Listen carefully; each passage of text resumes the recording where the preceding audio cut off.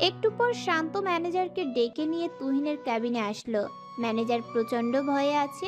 সে তুহিনের সামনে এসে মাথা নিচু করে দাঁড়িয়ে আছে। তুহিন বাজখাই গলায় চিৎকার করে বলল। এইসব কি ড্যামেজার? কি স্যার? তুহিন টেবিলের উপর ফাইলটা জোরে ফেলে বলল। খান কোম্পানির ফাইলে এত গরমিল কেন? এখানে আমরা তাদের প্রোডাক্ট বিক্রি করেছি পার পিস 30 টাকা করে। ডিলে আমি সেটাতেই সাইন করেছি, কিন্তু ভিতরে এসব কি? এখানে দেখাচ্ছে পার পিস মাত্র 20 টাকা। এসবের মানে কি? ম্যানেজার এবার ভয়ে কাচুমাচু হয়ে আছে। সে এখন কি উত্তর দেবে বুঝতে পারছে না। এই ব্যাপারটা ম্যানেজার অনেক আগে থেকেই জানতো, কিন্তু তুহিন তালুকদারকে জানাতে চায়নি। চলুন ম্যানেজারের মুখ থেকে জেনে আসি ব্যাপারটা ঠিক কি। এই ইডিয়েট, চুপ করে আছো কেন? ব্যাপার কি? আসলে স্যার, এই ব্যাপারটা যে আপনার চোখের সামনে আসবে আমি বুঝতে পারিনি। আমি চাইনি আপনি আসল সত্যিটা জানেন, তাহলে আপনি অনেক কষ্ট পাবেন। ফাইলা যে আমি সরিয়ে রাখবো সেটা মনে ছিল না। এত ঘুরিয়ে পেঁচিয়ে না বলে সহজ ভাষায় বলো কি হয়েছে। বলবো। শান্ত সাহেব, দয়া করে আপনি একটু বাইরে যান, আমি স্যারের সাথে কথা বলতে চাই। ওকে ম্যানেজার স্যার, আপনি কথা বলেন, আমি বাইরে অপেক্ষা করছি। শান্ত অনেকটা অবাক হলো, কারণ ম্যানেজার স্যার তাকে বাইরে যেতে বলল, অথচ তুহিন স্যার কিছু বলল না। তাহলে কি ম্যানেজার স্যার তুহিন স্যারের খুব কাছের কেউ? স্যার আপনি বসুন, আমরা বসে বসে কথা বলি। আচ্ছা ঠিক আছে, এবার বলো। আপনার আগের বিয়ে মোহাম্মদ মনির এই সমস্ত দুর্নীতি শুরু করেছিল। খান কোম্পানির অবস্থা খুবই নাজেহাল। 30 টাকা দিয়ে প্রোডাক্ট কেনার মতো সামর্থ্য তাদের ছিল না। তখন ওরা মনিরের সাথে যোগাযোগ করে।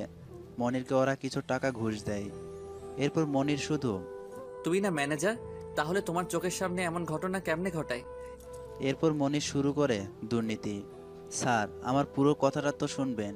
মনিরের এমন কাণ্ড আমার চোখে পড়ে। তখন মনিরকে জিজ্ঞাসা করলে বলে, এই পেপারে আপনারও সাইন আছে ম্যানেজার সাহেব। আপনি যদি আমাকে ফাঁসাতে যান তাহলে আমিও আপনাকে ফাঁসিয়ে দিব। তখন আমি মনে মনে ঠিক করে নিলাম মনিরকে এই কোম্পানি থেকে সরাতে হবে। তা না হলে ও আমাদের পরিশ্রমে গড়া কোম্পানিটা একদিন নিলামে তুলবে। তাই আমি কৌশলে আপনার কেবিন থেকে 1 লক্ষ টাকার একটা বান্ডিল নিয়ে মনিরের ব্যাগে রেখে দেই, যাতে আপনি মনিরের উপর রাগ করে চাকরি থেকে বের করে দেন। ঠিক হলো সেটা। এই ব্যাপার? কিন্তু তুমি তো প্রথমে আমাকে বলতে পারতে, কেন বলনি? স্যার, আমি চাইনি এই সমস্ত দেখে কষ্ট পান। Sorry sir. ধন্যবাদ তোমাকে। তুই শুধু আমার অফিসের ম্যানেজার না, আমার প্রকৃত বন্ধু বটে। স্যার, এই কোম্পানি কি শুধু আপনার, আমার না? আপনি টাকা ইনভেস্ট করেছেন, পরিশ্রম করেছি আমি আপনি দুজনে মিলে। খুব কষ্ট করে কোম্পানিটা দাঁড় করিয়েছি। তাই চোখের সামনে কেউ কোম্পানির ক্ষতি করবে আর আমি ছেড়ে দিব? হ্যাঁ, তুমি ঠিক বলেছ। একটা কথা ছিল। কি কথা স্যার? আসলে আমি মহা বিপদে আছি। নুরানা এখন আমার জীবনে সমস্যা হয়ে দাঁড়াচ্ছে। ওই মেয়ে আমার কোনো কথা শোনে না, লেখাপড়া করতে বললে করে না, নিজের খেয়াল খুশি মতো চলে। এখন আমি কি করব? যদি মনে কিছু না করেন তাহলে একটা কথা বলি। বলো। আপনি নুরানাকে বিয়ে করে নিন স্যার। আর কতকাল একা থাকবেন? এবার আপনার সংসার করা উচিত। না, আমি সংসার করতে চাই না। তুমি আমার সম্পর্কে কিছুই জানো না, তাই এই কথা বলছো। আজ তোমাকে বলবো, আমাকে যে মা জন্ম দিয়েছে সেই মা আমাকে ছেড়ে অন্য এক পুরুষের সাথে সংসার শুরু করেছে। আমার বাবা একটা কোম্পানিতে সামান্য বেতনে চাকরি করত। বাবা গরিব ছিল, সংসার চালাতে হিমশিম খেত। একদিন বাবার কোম্পানির একজন ঊর্ধ্বতন কর্মকর্তা আমাদের বাসায় আসে। তার সাথে শুরু হয়ে যায় আমার মায়ের অবৈধ সম্পর্ক। মা আমাকে আর বাবাকে ছেড়ে তার সাথে চলে যায়। সংসার জীবন শুরু করে তার সাথে। বাবা মাকে খুব ভালোবাসতো। মা চলে যাওয়ার পর বাবা আর বিয়ে করেনি। আমাকে নিয়ে পার করলো তার বাকিটা জীবন। বাবাও আমার জীবনে নেই। এই একটা কারণে বিয়ে করার ইচ্ছে নেই। তবে আরও একটা কারণ আছে। আমার একটা মেয়ের সাথে রিলেশন ছিল। মেয়েটাকে আমি অনেক ভালোবাসতাম। আমার গ্র্যাজুয়েশন শেষ হওয়ার পর সে একদিন এসে বলে, তোমার সাথে আমার রিলেশন কন্টিনিউ করা সম্ভব না, কারণ বাবা বিয়ে ঠিক করেছে 1 কোটিপতির সাথে। আমি তাকেই বিয়ে করব। তুমি তোমার পথ দেখো। তোমার মতো ফকিন্নিকে বিয়ে করে সারা জীবন পস্তাতে পারবো না। আপনি মেয়েটাকে কিছু বলেননি? না, বলিনি। কারণ যে চলে যেতে চায় তাকে আটকে রেখে কী লাভ? তার কাছে ভালোবাসার থেকে টাকার মূল্য তখন বেশি ছিল। আমি সেই সময় প্রতিজ্ঞা করেছি, আমি একদিন কোটিপতি হব। দেখো আজ আমি কোটিপতি, কিন্তু আমার সেই গার্লফ্রেন্ড আজ আমার পার্সোনাল সার্ভেন্টের চাকরি করছে। সবটাই উপরওয়ালার খেলা। তার মানে যারা আপনার গার্লফ্রেন্ড ছিল? হ্যাঁ, এই কথা তুমি কাউকে বলবে না, এমনকি যারাও যেন বুঝতে না পারে আমি তোমাকে বলেছি। যারা যদি কোটিপতির বউ হয়ে থাকে তাহলে আমাদের কোম্পানিতে সামান্য সার্ভেন্টের চাকরি করতে কেন আসলো? কারণ যারা ডিভোর্স হয়ে গেছে। আমি এখন বাড়ি যাব, দুপুরে লাঞ্চ করা হয়নি। ঠিক আছে স্যার, চলে যান। আমি বাসায় আসলাম, নুরানাকে কোথাও খুঁজে পাচ্ছি না। বারবার ডাকার পরও কোনো সাড়া শব্দ নেই। এরপর নুরানার রুমে এসে দেখি ঘুমিয়ে আছে। ফেস দেখে মনে হচ্ছে অনেক কান্না করেছে, দুই গালে পানির দাগ স্পষ্ট। আমি নুরানার মাথায় হাত রাখলাম। নুরানার ঘুম ভেঙে গেল। স্যার আপনি? হ্যাঁ আমি। না খেয়ে ঘুমিয়ে আছো কেন? আপনাকে কে বললো আমি না খেয়ে আছি? কে বলবে? তোমার মুখ দেখে বোঝা যাচ্ছে। চলো খেতে যাব। আমি খাবো না, আমার ক্ষুধা নেই। থাপ্পড় খেতে না চাইলে খেতে আসো। তুহিনের ধমক খেয়ে নুরানা উঠে দাঁড়ালো, তারপর ডাইনিং টেবিলে আসলো। তুহিনও আসলো। এবার শুরু করো। আপনিও কি না খেয়েছিলেন? হ্যাঁ ছিলাম, খাওয়ার সময় পাইনি। দুজনে খেয়ে যে যার রুমে চলে গেল। রুমে যাওয়ার আগে তুহিন নুরানাকে বারবার করে বলছে, রুমে গিয়ে বই পড়বে, তোমার আর কোনো কাজ নেই। নুরানা নিজের রুমে এসে রাগে কটমট করতে লাগলো আর বিড়বিড় করে তুহিনকে গালি দিতে লাগলো। শালা হনুমান, বই পড়বে বই পড়বে। ওই বেটা খবিস, আমি বুঝি না আমার বই পড়তে হবে? আমাকে বারবার বই পড়ার কথা বলতে হবে কেন? আমি কি এখনো ছোট আছি? তুহিন নিজের রুমে এসে নিজের বিছানায় আধশোয়া হয়ে বসে বসে নুরানাকে নিয়ে ভাবছে। হঠাৎ তুহিনের মনে নুরানার সেই ডায়েরির কথা আসলো। তুহিন ডায়েরিটা হাতে নিল। নুরানার জীবনের সকল রহস্য লুকিয়ে আছে এই ডায়েরির মাঝে। আপনারা যদি নুরানার জীবনের রহস্য জানতে চান তাহলে গল্পের সাথে থাকুন। আগামী পর্বে নুরানার সকল রহস্য উদ্ঘাটন হবে। ডায়েরিটা তুহিন তালুকদার খুলল।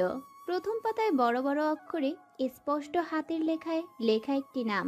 নামটি পড়া মাত্রই তুহিন তালুকদারের চোয়াল শক্ত হয়ে আসলো। শরীরে বিন্দু বিন্দু ঘাম জমেছে।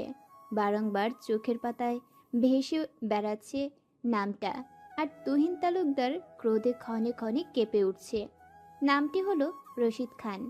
রশিদ খানের সাথে তুহিন তালুকদারের কি সম্পর্ক তা আমরা একটু পরেই জানতে পারবো।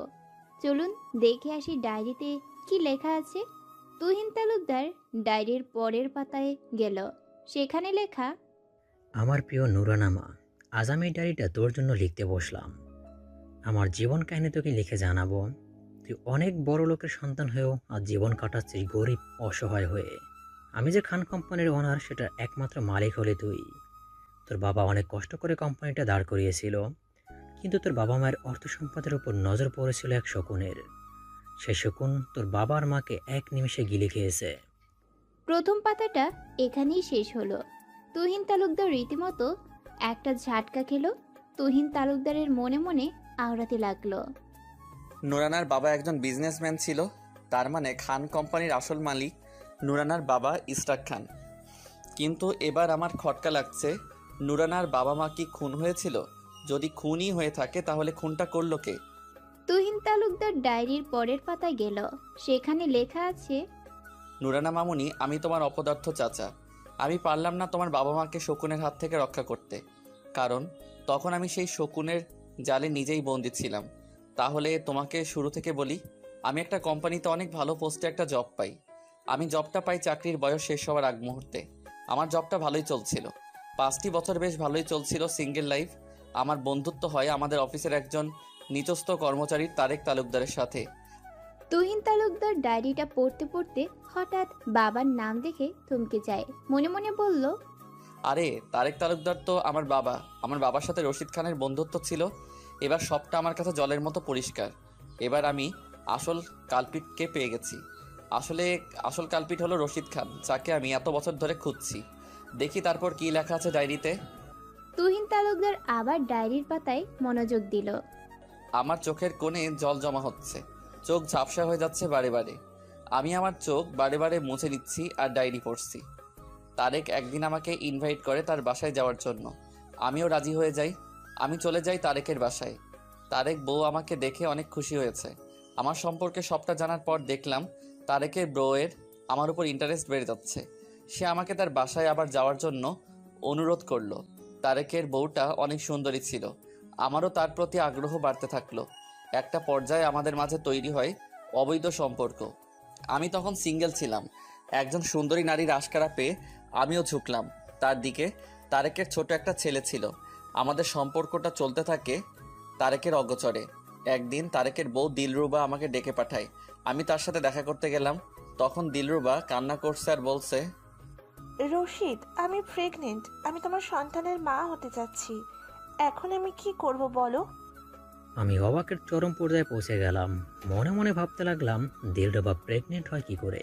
আমি ওর সাথে যতবার শারীরিক সম্পর্ক করেছি, প্রোটেকশন নিয়েই করেছি, তাহলে প্রেগনেন্ট হলো কি করে? আমি দিলরুবাকে বললাম, দিলরুবা, তুমি আমার দ্বারা প্রেগনেন্ট হওনি, হয়েছে তোমার স্বামীর দ্বারা। আমরা যতবার মিলিত হয়েছি ততবার আমি প্রোটেকশন ব্যবহার করেছি। এই সন্তান তোমার স্বামীর। একদম ফালতু কথা বলবে না। এই সন্তান তোমার। আমি কি জানি না আমার পেটে কার সন্তান থাকতে পারে?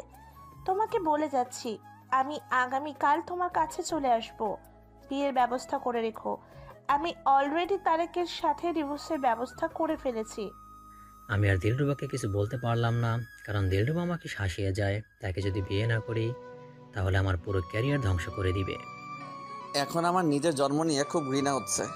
আমার জন্ম হয়েছে একজন নোংরা মহিলার গর্ভে, যাকে ছোটবেলা থেকে ঘৃণা করতাম। আস্তে আস্তে তার প্রতি আমার ঘৃণার পাহাড় জমছে। ছি, এত নোংরা একটা মানুষ হয় কি করে? হঠাৎ আমার দরজায় টোকা পড়ল। এত রাতে দরজায় টোকা দিচ্ছে কে? নুরানা নয় তো? কে? আমি নুরানা স্যার, দরজাটা খুলুন, আপনার সাথে আমার কথা ছিল। আমি নুরানার গলার আওয়াজ পেয়ে ডায়েরিটা লুকিয়ে রাখলাম। এরপর গিয়ে দরজা খুললাম। এত রাতে আমার কাছে কি চাই তোমার? স্যার, আমি গণিতের সমাধান করতে পারছি না, আপনি আমাকে একটু দেখিয়ে দিন না প্লিজ। আমি তোমাকে গণিতের সমাধান করে দিব? নুরান, আমি লেখাপড়া শেষ করেছি কয়েক বছর আগে। এখন মনে হয় পারবো না, এখন মনে হয় পড়বো না। ওকে, তোমাকে আগামীকাল আমি কোচিংয়ে ভর্তি করিয়ে দিব। এখন গণিত বাদ দিয়ে ইংরেজি বাংলা পড়ো, যাও। Okay sir. নুরানা চলে গেলে আমি আবার ডায়েরি নিয়ে বসে পড়লাম পড়তে। ডায়েরির পরে পাতা উল্টালাম। সেখানে লেখা, আমি বাধ্য হয়ে দিলরুবাকে বিয়ে করে নিলাম। আমি জানি দিলরুবার পেটের সন্তানটা আমার না, তারেকের। তবুও আমার সন্তান বলে মেনে নিলাম। আমাদের বিয়ের কথা শুনে তারেক প্রচণ্ড ক্ষেপে যায় আমাদের উপর। সে কোম্পানিতে আমার নামে নালিশ করে। আমার চাকরি চলে যায়। আবার আমি আর একটা চাকরি খুঁজে নিই। কয়েক মাস পর জন্ম হয় তন্ময়ের। তন্ময়ের মুখের আদলটা পুরো তারেকের মুখের আদলের মতো। এবার পুরোপুরি নিশ্চিত হলাম তন্ময় আসলে তারেকের সন্তান। যাই হোক, দিলরুবাকে আমার বউ হিসেবে মেনে নিয়েছি, তাই ওর সন্তানকে আমার সন্তান হিসেবেই মেনে নিলাম। ধীরে ধীরে তন্ময় আমার চোখের মণি হয়ে ওঠে। দেখতে দেখতে তন্ময়ের বয়স 2 পেরিয়ে গেছে। দিলরুবা আবার প্রেগনেন্ট হয়। তার কিছুদিন পর আবার আমার চাকরি চলে যায়। কোম্পানিটা লসে চলতে থাকে, তাই কোম্পানি থেকে লোক ছাঁটাই করা হয়। আমিও সেই ছাঁটাইতে পড়ে গেলাম। বুঝতে পারছি না কি করব। অন্যদিকে আমি আমার পরিবারের সাথে সমস্ত সম্পর্ক ছিন্ন করেছি। তাদের সাথে কোনো যোগাযোগ দিলরুবা আমাকে করতে দিত না। আমি কি করব বুঝতে পারছিলাম না। আবার হন্যে হয়ে চাকরির সন্ধান করতে লাগলাম। একটা চাকরি পেয়েও গেলাম। সেখানে গিয়ে দেখি আমার মেজো ভাই ইশরাক খান কোম্পানির মালিক। ইশরাক আমাকে দেখে অনেক খুশি হয়। আমি চাকরিটা পেয়ে যাই।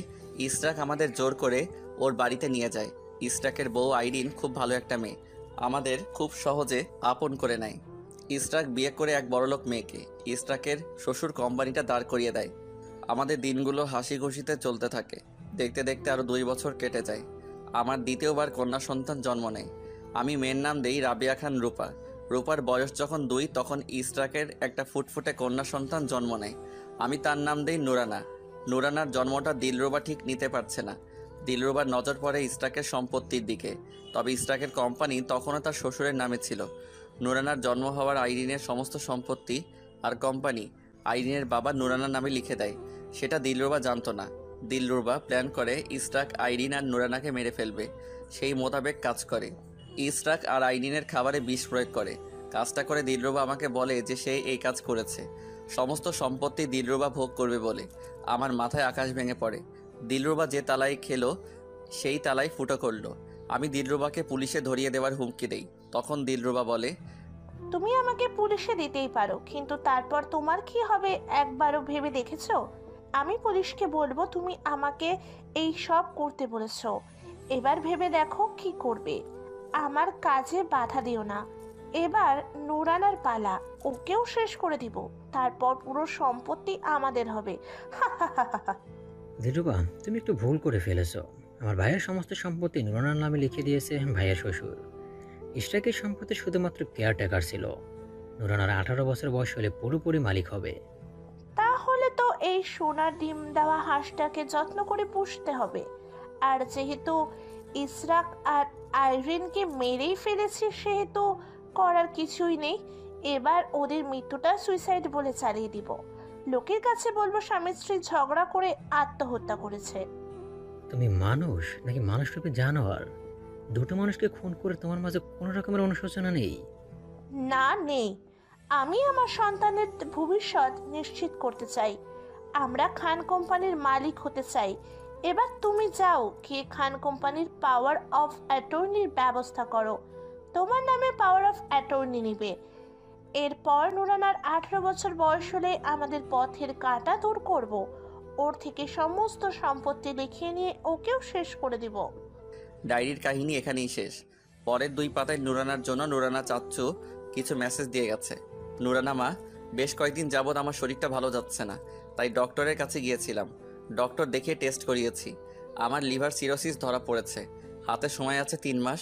আমি কাউকে বলবো না আমার অসুখের কথা। আমি আমার পাপের ফল পাচ্ছি। মা, তুই তোর চাচির থেকে নিজেকে বাঁচা।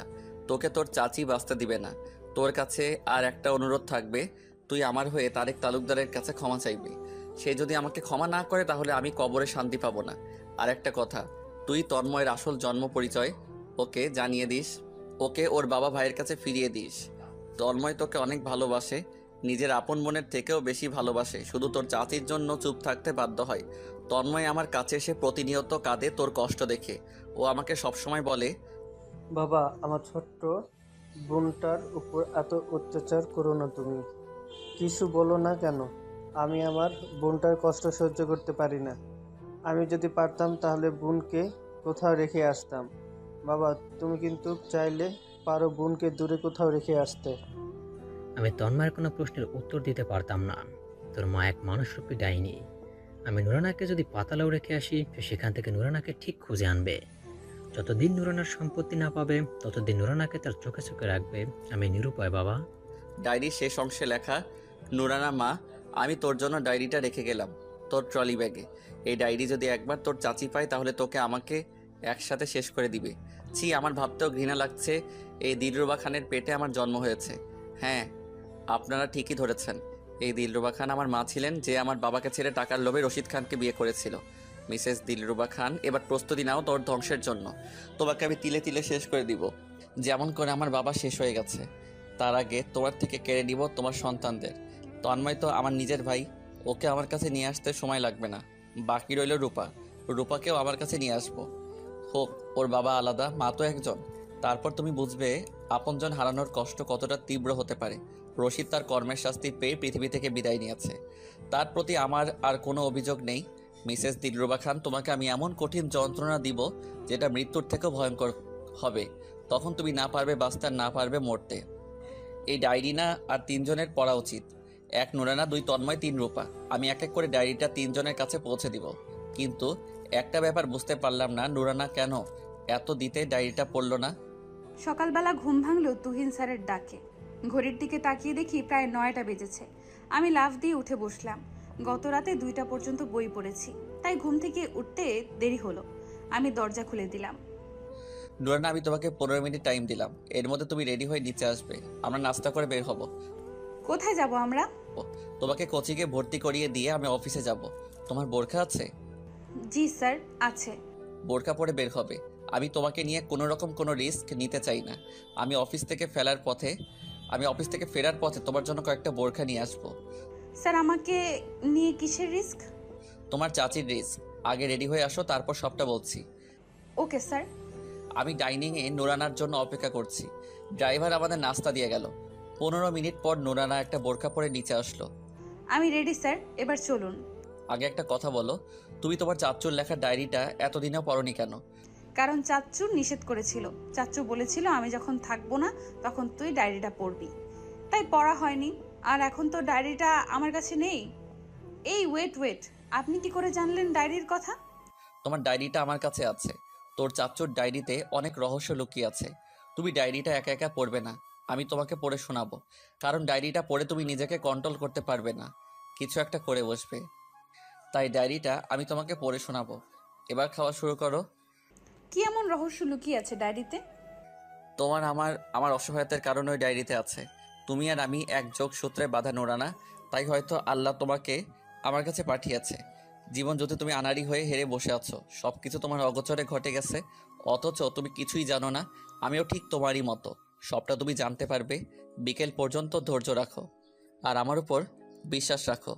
আজ থেকে তুমি আর আমি দুজনে একজোট হয়ে অন্যায়ের বিরুদ্ধে লড়াই করব। তুহিন তালুকদার নুরানাকে কোচিংয়ে ভর্তি করিয়ে দিয়ে আসলো। নুরানা ভর্তি হয়েই ক্লাস শুরু করে দিল। তুহিন কড়া গলায় নির্দেশ দিয়েছে, শোনো নোরানা, ভর্তি পরীক্ষার বেশি দেরি নেই, তাই তুমি আজ থেকে ক্লাস করা শুরু করো। আমি গাড়ি রেখে যাচ্ছি, ক্লাস শেষ হলে বাসায় চলে যেও। গাড়ি রেখে গেলে আপনি অফিসে যাবেন কি করে? সিএনজি করে চলে যাব। ওকে, তুমি থাকো, আমি আসি। মনোযোগ দিয়ে ক্লাস করো। ঠিক আছে, বাই। নুরানা ক্লাসে মনোযোগ দিল। ও মনে মনে ঠিক করে নিয়েছে তুহিন তালুকদার যা বলবে সেটা অক্ষরে অক্ষরে পালন করবে। কখনো তুহিন তালুকদারের কথার অবাধ্য হবে না। ক্লাস শেষ করে নুরানা বাড়ি চলে আসলো। আজ কোচিংয়ে যে টপিকের উপর লেকচার দিয়েছে সেগুলো মন দিয়ে পড়ছে। আজ নুরানা সমস্ত দিনটা লেখাপড়া নিয়ে ব্যস্ত ছিল। দুপুর গড়িয়ে বিকেল হলো। তুহিন তালুকদার 5টার পর বাসায় ফিরল। ফ্রেশ হয়ে নুরানার রুমে আসলো। কি করো নোরানা? এই স্যার, বই নিয়ে নাড়াচাড়া করছি। কখন আসলেন? এইমাত্র আসলাম। শুধু কি বই নিয়ে নাড়াচাড়া করলে হবে? পড়তে হবে না? কোচিং থেকে ফিরে এসে সমস্ত দিন বই পড়ছি। স্যার চিন্তা করবেন না, ইনশাল্লাহ আমি ভার্সিটিতে চান্স পাবই। গুড, তোমার কনফিডেন্স দেখে আমি খুশি হয়েছি। এই কনফিডেন্স ধরে রাখতে হবে, তাহলেই তো সাকসেস আসবে। আচ্ছা শোনো, এখন আর তোমাকে পড়তে হবে না। 2 কাপ কফি বানিয়ে আমার রুমে চলে আসো। ইয়েস স্যার, আমি এখনই আসছি, আপনি যান। তুহিন তার রুমে গেল। নুরানা কফি বানাতে গেল। তুহিন ডায়েরিটা নিয়ে নাড়াচাড়া করছে আর ভাবছে, কি করে নুরানাকে বলবো ওর বাবা মাকে ওর চাচি খুন করেছে? নুরানা ব্যাপারটা কি সহজভাবে মেনে নিতে পারবে, নাকি ভেঙে পড়বে? আর যদি ভেঙে পড়ে তাহলে আমি নুরানাকে কিভাবে সান্ত্বনা দিব? একটু পর নুরানা 2 কাপ কফি নিয়ে হাজির হলো। এই নিন স্যার আপনার কফি। তুমি আমার পাশে বসো, তোমার সাথে আমার কথা আছে। নুরানা, আমি এখন তোমাকে যে কথাগুলো বলবো সেগুলো শোনার পর তুমি নিজেকে শক্ত রাখতে পারবে তো? পারবো স্যার, সমস্যা হবে না, আপনি বলেন। তোমার জীবনের চরম সত্যি আজ আমি প্রকাশ করতে যাচ্ছি। যে সত্যি জানলে তুমি নিজেকে ঠিক রাখতে পারবে কিনা আমার যথেষ্ট সন্দেহ আছে। তবুও তোমাকে সমস্ত সত্যি জানতে হবে। স্যার প্লিজ, কি সত্যি বলুন না, আমি নিজেকে যথেষ্ট শক্ত রাখার চেষ্টা করব। ওকে, তোমার চাচুর ডায়েরি পড়ে আমি জানতে পারলাম তোমার বাবা মা আসলে আত্মহত্যা করেনি। তোমার বাবা মাকে সম্পত্তির লোভে খুন করা হয়েছে। নুরানার বাবা মা আত্মহত্যা করেনি, তারা খুন হয়েছে। এই কথা শোনার পর নুরানার পায়ের নিচ থেকে মাটি সরে যাচ্ছে। নুরানার হাত পা কাঁপাকাঁপি শুরু হয়ে গেছে, চোখ দিয়ে পানি পড়া শুরু হয়ে গেছে।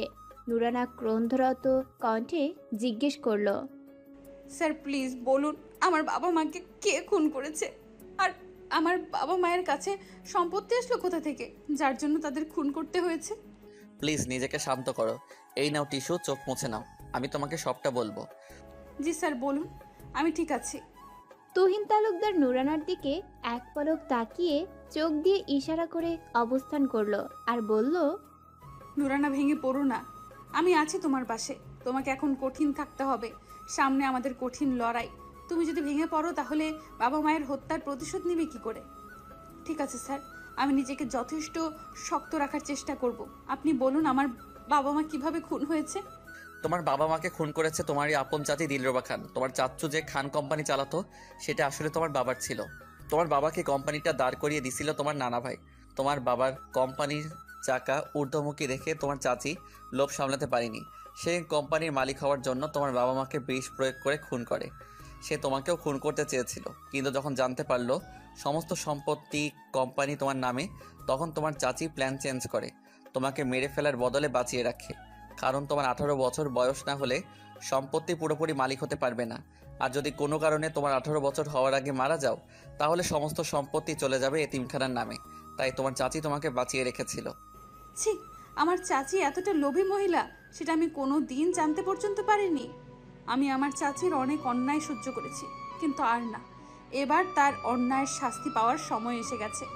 এবার আমি বুঝতে পারছি সেদিন কেন চাচি বলল আমি মহামূল্যবান জিনিস পেয়ে গেছি। তার মানে হলো চাচি আমার থেকে আমার সমস্ত সম্পত্তি লিখে নিয়েছে। কি? তোমার থেকে সম্পত্তি লিখিয়ে নিয়েছে? কিন্তু তুমি বুঝলে কি করে? চাচি যেদিন আমাকে বিক্রি করে দেয় সেদিন আমার কাছে অনেকগুলো কাগজ সাইন করিয়ে নেয়। আমাকে বলেছিল আমার এনআইডি কার্ড করবে বলে কাগজে সাইন নিচ্ছে। বুঝেছি, তোমাকে আরো কিছু বলার আছে। এরপর যা বলবো তাতে তুমি আরো বেশি ঝটকা খাবে। বলুন, আমি সবকিছু শুনতে প্রস্তুত। দিলরুবা খান হলো আমার জন্মধারিণী মা।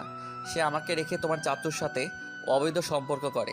এরপর আমার বাবাকে ডিভোর্স দিয়ে তোমার চাচুকে বিয়ে করে। তুমি তন্ময়কে তোমার চাচাতো ভাই মনে করো। আসলে তন্ময় আমার আপন ভাই। তন্ময়ের বাবা রশিদ খান না, তন্ময়ের বাবা তারেক তালুকদার, মানে আমার বাবা। এসব আপনি কি উল্টাপাল্টা কথা বলছেন? আপনার মাথা ঠিক আছে? তন্ময় ভাইয়া আপনার আপন ভাই হয় কি করে? দিলরুবা খান যদি আমার মা হতে পারে তাহলে তন্ময় আমার ভাই হতে সমস্যা কোথায়? আচ্ছা, তোমাকে সবটা ক্লিয়ার করে বলছি। হ্যাঁ বলুন, আমার মাথায় কিছুই ঢুকছে না। আমার মা প্রেগনেন্ট অবস্থায় তোমার চাচুকে বিয়ে করে। এর থেকে বিস্তারিত বলা সম্ভব না। হ্যাঁ, আর বলতে হবে না, এবার বুঝেছি। স্যার, আমি আমার বাবা মায়ের হত্যার প্রতিশোধ নিতে চাই। আপনি আমাকে সাহায্য করবেন? অবশ্যই করব, কারণ আমারও যে কিছু পুরনো হিসেব বাকি আছে দিলরুবা খানের সাথে। আমাকে মা থাকতেও মাতৃহীন করা, আমাদের পরিবারে জন্ম না নেওয়া ভাইয়ের আসল পিতৃ পরিচয় ফিরিয়ে দেওয়া, যার জন্ম হয়েছে চাচ্চুর বাড়িতে, বাবাকে তিলে তিলে কষ্ট দিয়ে মৃত্যুর দিকে ঠেলে দেওয়ার হিসেবে, আমাকে পরিবারের সুখ থেকে বঞ্চিত করার হিসেবে সবটা তাকে দিতে হবে। আসুন আমরা হাত মিলাই। এরপর থেকে দিলরুবা খানের জীবনে ঝড় তোমার দায়িত্ব না হয় আমরা দুজন নিলাম। ঠিক আছে, হাত মিলালাম। তুমি একটু ওয়েট করো, আমি ম্যানেজারকে একটা কল করি। ম্যানেজারকে খোঁজ নিতে বলি তোমার সম্পত্তি আর কোম্পানি দিলরুবা খানের নামে ট্রান্সফার হয়েছে কিনা। Okay sir. তুহিন তালুকদার তার ম্যানেজারকে ফোন করে বলল ভূমি রেজিস্টার অফিসে খোঁজ নিতে, যে দিলরুবা খানের নামে কোনো সম্পত্তি রিজেন্ট রেজিস্টার হয়েছে কিনা। ম্যানেজার তুহিন তালুকদারকে বলল, ঠিক আছে স্যার, আমি খোঁজ নিয়ে আপনাকে জানাবো। ম্যানেজার, তোমাকে আরও একটা কাজ করতে হবে। তোমাকে দিলরুবা খানের সম্পর্কে আমাকে সমস্ত তথ্য এনে দিতে হবে। দিলরুবা খানের ছেলে মেয়ে কী করে, কোথায় যায়, সবটা। ঠিক আছে স্যার, আমি আপনাকে সমস্ত তথ্য কালকে বিকেলের মধ্যে দিতে পারবো। তুহিন তালুকদার ফোনটা কেটে দিল। এবার নুরানার সাথে প্ল্যান করবে কি করে দিলরুবা খানকে পথে বসানো যায়। স্যার, আমার জানা মতে আমার চাচি কোনোদিন কোম্পানিতে যায়নি। বিজনেস সম্পর্কে তার তেমন কোনো আইডিয়া নেই। এতদিন চাচু আমাদের কোম্পানিটা চালাতো, এবার থেকে নিশ্চয়ই চাচি কোম্পানিতে যোগ দিবে। তার মতো বিজনেস আনারিকে পথে বসাতে আপনার মতো দক্ষ বিজনেসম্যানের বেশি সময় লাগবে না আশা করি। একদম ঠিক বলছো। আমার একটা কথা মনে পড়ে গেল। খান কোম্পানি আমাদের কোম্পানির একটা প্রজেক্টে কাজ করছে। দিলরুবা খানের পতনের শুরু হবে এই প্রজেক্ট দিয়ে। আমি প্রজেক্টটা বন্ধ করে দিব। মাঝপথে যদি কোনো প্রজেক্ট বন্ধ হয়ে যায় তাহলে ওদের কোম্পানির অনেক টাকা গচ্ছা যাবে। আপনি যেটা ভালো মনে হয় সেটাই করেন। পরদিন সকালবেলা তুহিন তালুকদার অফিসে যাওয়ার জন্য রেডি হচ্ছে, তখন ম্যানেজারের কল আসে। তুহিন ফোনটা রিসিভ করলো। হ্যালো ম্যানেজার, বলো কি খবর? স্যার, একটা তথ্য পেয়েছি। দিলরুবা খান তার মেয়ে রূপাকে বিয়ে দেওয়ার জন্য পাত্র খুঁজছে। রূপা ওনার দ্বিতীয় বর্ষের স্টুডেন্ট, আর তন্ময় খানের লেখাপড়া কমপ্লিট। এবার সে নিজেদের বিজনেস জয়েন করবে। আপাতত এই আপডেট পেলাম, আবার কোনো তথ্য পেলে আপনাকে সাথে সাথে ইনফর্ম করব। রূপার বিয়ের কথা শুনে তুহিনের মাথায় একটা বুদ্ধি আসলো। তুহিন তালুকদার ম্যানেজারকে বলল, নাইম, তুমি দ্রুত আমার বাসায় চলে আসো। তোমার সাথে কিছু বিষয়ে কথা আছে। আমি তোমাকে যে কথাগুলো বলবো সেগুলো অফিসে বসে বলা যাবে না। ঠিক আছে স্যার, আমি এখন আসছি। তুহিন তালুকদার ফোনটা কেটে দিল। নাস্তা করার জন্য ডাইনিংয়ে আসলো। ড্রাইভার আগেই নুরানা আর তুহিন তালুকদারের নাস্তা রেখে গেল। নুরানা বোরখা পরে রেডি হয়ে ডাইনিংয়ে আসলো। নুরানা, তুমি আজকের কোচিং ক্লাসটা বিকেলে করো। এখন তোমাকে কোচিংয়ে যেতে হবে না। বাসায় ম্যানেজার আসছে। তোমাদের দুজনকে নিয়ে একটা প্ল্যান করব। কি প্ল্যান স্যার? আগে ম্যানেজার আসুক, তারপর বলবো। আধা ঘন্টা পর ম্যানেজার তুহিন তালুকদারের বাসায় এসে পৌঁছালো। তুহিন ম্যানেজার আর নুরানাকে নিয়ে লিভিং রুমে সোফায় বসলো। এবার বলেন স্যার, আপনার প্ল্যানটা ঠিক কি? হ্যাঁ বলছি, তোমার চাচাতো বোন রূপার বিয়ের জন্য পাত্র খুঁজছে। এটাই একমাত্র সুযোগ তোমাদের বাসায় এন্ট্রি নেওয়ার। রূপা আপুর বিয়ের সাথে আমাদের ওই বাসায় এন্ট্রি নেওয়ার সম্পর্ক কি? কারণ তোমার বোনের জন্য আমি পাত্র রেডি করছি। রূপা তোমার চাচাতো বোন আর আমার মায়ের পেটের বোন, হোক বাবা দুজন তাতে কি, তবুও রূপা আমার বোন। তো আমি রূপার বড় ভাই, এখন ওর প্রতি আমার একটা দায়িত্ব আছে না? স্যার আপনি যা বলার স্পষ্ট করে বলেন, আমি কিন্তু কিছুই বুঝতে পারছি না। তোমাকে আমি কি এমনি এমনি ড্যামেজার ডাকি? তুমি সত্যি একটা ড্যামেজার। তাহলে শোনো, আমি কি করতে চাইছি। আমি চাই তুমি রূপাকে বিয়ে করো। আমরা তিনজন কাল রূপাকে দেখতে যাব তোমার পাত্রী হিসেবে, আর তোমার বাবা মা সাজবো আমি আর নোরানা।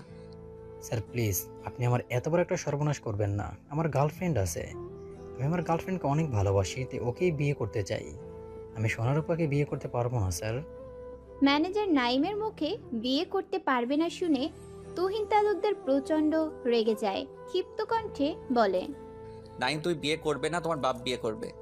তাহলে তো ভালোই হবে, আমার বাপ বিয়ে করলে আমি বেঁচে যাব, আমাকে আর বিয়ে করতে হবে না। জাস্ট শ্যাট আপ ইউ ফুল। বিয়েটা তোমার বাপ না, তোমাকেই করতে হবে। বলে যাও গার্লফ্রেন্ড টার্লফ্রেন্ড। আমি জানি তোমার গার্লফ্রেন্ডের আরও 2টা বয়ফ্রেন্ড আছে। স্যার আপনি আমাকে মিথ্যে বলছেন, মিথিলা সেরকম মেয়ে না, ও শুরু থেকে আমাকে ভালোবাসে। আব্বে সালা ড্যামেজার, তোমার মিথিলা ঠিক মিথিলার মতো ক্যারেক্টারলেস। বাহ, হোয়াট এ কম্বিনেশন। নামে নামেও মিলি আর চরিত্রেও। তুমি তোমার গার্লফ্রেন্ডকে এখন কল করে জিজ্ঞেস করো মিরাজ আর সাকিব তার কি হয়, তাহলে বুঝতে পারবে আমি মিথ্যা বলছি নাকি সত্যি। ঠিক আছে স্যার, আমি মিথিলাকে ফোন করে আসি। ম্যানেজার সোফা থেকে উঠে বাইরে চলে গেল মিথিলার সাথে কথা বলতে। তুহিন ম্যানেজারের মুখে এক্সপ্রেস দেখে এত সময় হাসি চেপে রেখেছে। ম্যানেজার বাহির থেকে যাওয়ার সাথে সাথে হি হি করে হাসি দিল। স্যার আপনি হাসছেন কেন? তুমি কি দেখছো নাইম বেচারার মুখের অবস্থা কি হয়েছে? যখন শুনো ওর গার্লফ্রেন্ডের আর 2টা বয়ফ্রেন্ড আছে, তখন তো কাঁদো কাঁদো অবস্থা হয়েছে। আপনি শুধু শুধু বেচারাকে মিথ্যা কেন বলতে গেলেন? আর আপনি কি করে জানলেন তার গার্লফ্রেন্ডের আরো 2টা বয়ফ্রেন্ড আছে? আমি মিথ্যা বলিনি, সত্যি সত্যি ওর গার্লফ্রেন্ডের আরও 2টা বয়ফ্রেন্ড আছে। আমি নিজের চোখে দেখেছি ওর গার্লফ্রেন্ডকে 2টা ছেলের সাথে ঘুরতে। এরপর আমি খোঁজ দিয়ে জানলাম সত্যি সত্যি ছেলে 2টা মিথিলার বয়ফ্রেন্ড। আপনি যখন সবটাই আগে থেকে জানতেন, তাহলে এতদিন কেন বলেননি তাকে? বলিনি, তার কারণ হলো আমি মনে করতাম নাইম হয়তো মিথিলার সাথে টাইম পাস করছে, কিন্তু ও এতটা সিরিয়াস জানলে আগেই বলে দিতাম। হ্যাঁ বুঝলাম, আপনি মনে করতেন মেয়েটার সাথে নাইম টাইম পাস করছে, কিন্তু আপনি যে রূপা আপুর সাথে নাইমের বিয়ে দিতে চাইছেন, আপুরও যদি বয়ফ্রেন্ড থাকে তখন কি করবেন? রূপ যদি বয়ফ্রেন্ড থেকেও থাকে, তাহলে আমি সেই রিলেশনও শেষ করে দিব। রূপাকে যে করে হোক নাইমের সাথে বিয়ে দিতেই হবে। আপনি কিন্তু ভুল করছেন। আমাদের প্রতিশোধ কমপ্লিট করার জন্য রূপা আপুর জীবনটা নষ্ট করতে পারি না। দোষ করেছে দিলরুবা খান। দিলরুবা খানের শাস্তি রূপা আপু ভোগ করবে কেন? আমি এর মধ্যে নেই। এই চুপ, একদম চুপ থাকো। তোমার কি করে মনে হলো আমি আমার মায়ের পেটের বোনের সর্বনাশ করব? রূপার জন্য নাইম হলো উপযুক্ত পাত্র। নাইম শিক্ষা দেখতে দেখতে বেশ সুদর্শন, আর নাইমের ভিতর যা আছে বর্তমান সময়ের ছেলেদের মাঝে খুব কমই আছে, আর তা হলো নাইমের সততা। নাইম খুব ভালো একটা ছেলে। তোমার বোন রূপা যদি নাইমের মতো একটা ছেলেকে জীবন সঙ্গী হিসেবে পায়, তাহলে সারা জীবন সুখে থাকবে, আমি গ্যারান্টি দিয়ে বলতে পারি। আর তাছাড়া তোমার কি মনে হয় নাইম যদি রূপাকে বিয়ে করে আমি ওদের ভবিষ্যৎ নিয়ে ভাববো না? আমি কিন্তু বুঝতে পারছি না আপনি ঠিক কী কারণে রূপা আপুকে নাইমের সাথে বিয়ে দিতে চাইছেন। আমি রূপা আর নাইমকে একটাই কারণে বিয়ে দিতে চাইছি, আর সেটা হলো রূপাকে আমাদের দলে আনা। নাইমের সাথে রূপার বিয়ে হলে কাজটা খুব সহজ হবে। আর একটা কথা বলি তোমাকে, নাইম যদি রূপাকে বিয়েও না করে, তবুও আমি নাইমের ভবিষ্যৎ সুন্দর করে সাজিয়ে দিব। নাইম হলো আমার জীবনে আল্লাহর দেওয়া শ্রেষ্ঠ উপহার। সরি স্যার, আমি আপনাকে ভুল বুঝেছিলাম। সাদে কি বলে, মেয়ে মানুষের বুদ্ধি হাঁটুর নিচে, কোনো কিছু গভীরভাবে চিন্তা না করেই ওভার রিয়েক্ট করে বসে। স্যার এবার কিন্তু আপনি আমাকে অপমান করছেন। যান, আপনার সাথে খেলবো না। আমার হাড়ি পাতিল ভাগ করে দিন। নোরানার এমন কথা শুনে তুহিন তালুকদার হা হা করে হেসে দিল। তুহিন তালুকদারের হাসি দেখে নোরানা ভাবাচাকা খেয়ে গেল। তুহিন তালুকদার বলল, আমার সাথে খেলবে না, হাড়ি পাতিল ভাগ করে দিব? ঠিক বুঝলাম না। ও এই ব্যাপার, এই জন্য আপনি অমন পাগলের মতো হেসে যাচ্ছেন। আসলে ব্যাপারটা হলো কি, আমি আর রূপা আপু যখন ছোট ছিলাম তখন রান্নার বাটি খেলতাম। রূপা আপু মাঝে মাঝে আমার সাথে রাগ করে বলতো, আমি তোর সাথে খেলবো না, আমার হাড়ি পাতিল ভাগ করে দে। বেশ ইন্টারেস্টিং। অন্যদিকে ম্যানেজার নাইম ফোনে তার গার্লফ্রেন্ডের সাথে কথা বলা শেষ করে কাঁদো কাঁদো ফেস নিয়ে এসে সোফায় বসে পড়ল। তুহিন আর নুরানা দুজন দুজনার দিকে তাকালো। নাইমের অবস্থা দেখে দুজনেই মুখ টিপে হাসছে। কি তোমার গার্লফ্রেন্ড কিছু বলেছে? মুখ দেখে তো মনে হয় তোমার গার্লফ্রেন্ড তোমার সাথে ব্রেকআপ করছে। স্যার আপনি ঠিকই বলেছেন, আমার গার্লফ্রেন্ডের আরও 2জন বয়ফ্রেন্ড আছে। আমি আপনার কথা মতো জিজ্ঞেস করেছি, মিরাজ আর সাকিব তোমার কি হয়? তখন সে যা বলল তাতে আমার হার্ট ব্রোকেন হয়ে গেল। ম্যানেজারের গার্লফ্রেন্ড বলল, নাইম, তুমি যখন আমার বাকি দুজন বয়ফ্রেন্ডের সম্পর্কে জেনেই গেছো, তাহলে বলি আমি তোমাকে ভালোবাসি না। আমি প্রথমে তোমাকে মনে করেছিলাম তুমি তালুকদার কোম্পানির ওনার। সেটা জেনেই আমি তোমার সাথে রিলেশন করেছিলাম। ভেবেছিলাম তোমাকে বিয়ে করলে আমি সারা জীবন আরাম আয়েশে কাটিয়ে দিতে পারবো। কিন্তু যখন জানলাম তুমি তালুকদার কোম্পানির সামান্য একজন ম্যানেজার, তখন আমারও হার্ট ব্রোকেন হয়ে গেছে। ভেবেছি সারা জীবন রানী হয়ে জীবন কাটাবো। তোমাকে বিয়ে করলে রাজরানী তো দূরে থাক, আমাকে হতে হবে চাকরানী। সুতরাং তোমার সাথে ব্রেকআপ। আমার সাথে আর কখনো যোগাযোগ করার চেষ্টা করবে না। তুমি তোমার মতো থাকো আর আমাকে আমার মতো ছেড়ে দাও। আহা শোনা গো, আমার খুব কষ্ট হচ্ছে। তোমার গার্লফ্রেন্ডকে চুটিয়ে লাল করে দেওয়া উচিত, নোংরামি বের করে দেওয়া উচিত। স্যার আপনিও আমার সাথে যোগ করেন, করবেন নাই বা কেন? এখন তো আমার জীবনটা জোকস হয়ে গেছে। স্যার আপনি নাইম ভাইকে নিয়ে ট্রল করছেন কেন? বেচারা এমনিতেই কষ্টে শেষ হয়ে যাচ্ছে, ট্রল করা বন্ধ করেন। ধুর, আমি নাইমকে নিয়ে ট্রল করব কেন? আচ্ছা বাদ দাও। নাইম, এবার তো আর তোমার বিয়ে করতে কোনো সমস্যা নেই। স্যার এইমাত্র ছ্যাঁকা খেয়ে বাঁকা হলাম, এখনই বিয়ের কথা বলছেন? একটু সময় নিলে ভালো হতো না? ওকে, তুমি একটা কাজ করো, ছ্যাঁকা খেয়ে দেবদাস হওয়ার দরকার নেই। তুমি আজ থেকে রূপ খানকে লাইন মারা শুরু করে দাও। রূপা যে ভার্সিটিতে পড়ে, তুমি এখন সেখানে যাবে আর ওর সাথে রিলেশন করার চেষ্টা করো। স্যার শাট আপ, আমি আর কোনো কথা শুনতে চাই না। যা বলছি তাই করো, যাও। তোমাকে 7 দিনের ছুটি দিলাম, এর মাঝে রূপাকে পটিয়ে ফেলো। আমার মনে হয় বেচারার উপরে চাপ হয়ে যাবে। কোনো চাপ হবে না। এই তোমার কোচিং টাইম কখন? এখনো গেলে ক্লাস করতে পারবো। আমি একটু তাড়াতাড়ি রেডি হয়ে এসেছিলাম আপনার সাথে যাব বলে। স্যার একটা কথা ছিল। হ্যাঁ বলো। আমি আর কোনো রিলেশনে যেতে চাই না, আমি বিয়ে করব, বিয়ের ব্যবস্থা করেন। ও ভালো কথা, ঘটক সাহেব আমাকে তার ভিজিটিং কার্ড দিয়েছিল জোর করে। আমি নিতে চাইনি, তবুও দিল। ভাগ্যিস আমি নিয়েছিলাম। এই নিন কার্ড, ঘটকের সাথে কথা বলুন। ও নাইম, তোমার বুদ্ধি দিনে দিনে পাকা হচ্ছে। কার্ড পেয়ে ভালোই হলো, কাজটা আরও একটু সহজ হলো। খান বাড়িতে এন্ট্রি নেওয়ার। নুরানা, তুমি চলে যাও কোচিংয়ে, গাড়িতে যেত। বিকেলে শুরু হবে আমাদের মিশন টু খান বাড়ি। Okay sir. স্যার একটা সমস্যা আছে কিন্তু। কি সমস্যা? মনির কিন্তু এখন খান কোম্পানির ম্যানেজার। মনির আমাদের দুজনকেই চেনে। ও আমাদের সম্পর্কে যদি বলে দেয় দিলরুবা খানের কাছে? ঠিক, ওয়েট, আমাকে একটু ভাবতে দে। তুহিন আর ম্যানেজার নাইম গালে হাত দিয়ে ভাবতে লাগলো কি করা যায়। মনিরের একটা ব্যবস্থা না করলে তুহিন তালুকদার কোনোদিন প্রতিশোধ নিতে পারবে না। হঠাৎ তুহিন তালুকদার বলল, একটা বুদ্ধি মাথায় এসেছে, দেখি সেটা প্রয়োগ করলে কাজ হয় কি না। কি বুদ্ধি স্যার? খান কোম্পানি তো আমাদের সাথে চুক্তিতে আছে, এবার সেটাকে কাজে লাগাই। আমার পিএকে দিয়ে ফোন করাবো মনিরকে। আমরা আরও ডিল করতে চাই, কোম্পানির সাথে ডিলটা করাবো ঢাকার বাইরে গিয়ে 7 দিনের জন্য। শান্ত আর মনিরকে চট্টগ্রাম পাঠানোর ব্যবস্থা করছি। ডিলটা হবে গোপন, মনিকে কনভেন্স করতে হবে টাকার লোভ দেখিয়ে। ডিলটা হবে শুধুমাত্র মনিরের সাথে, ও কোম্পানির নাম দিয়ে কাজটা করবে, বাট প্রফিট হবে মনিরের, যা খান কোম্পানিকে জানানো যাবে না। স্যার এই কাজ করলে তো মনির আরও বেশি লাভবান হবে। আমরা চাই মনিরকে খান কোম্পানি থেকে সরাতে, কিন্তু আপনি উল্টো আরও বেশি মনিরকে কোম্পানিতে পাকাপোক্ত করার চেষ্টা করছেন। ধুর বোকা, এটাই হবে মনিরের চাকরি যাওয়ার একমাত্র কারণ। আমরা ডিলে সব কিছুটা ভিডিও করে রাখবো, সময় মতো সেই ভিডিও পৌঁছে দিব দিলরুবা খানের কাছে। ব্যাস, মনিরের খেল খতম। দিলরুবা খান যে পরিমাণে লোভী মহিলা, মনিকে এক নিমিষে ঘাট ধাক্কা দিয়ে বের করে দিবে কোম্পানি থেকে। ঠিক আছে স্যার, সেটাই করান। এরপর তুহিন তালুকদার প্রথমে ফোন করলো শান্তর কাছে।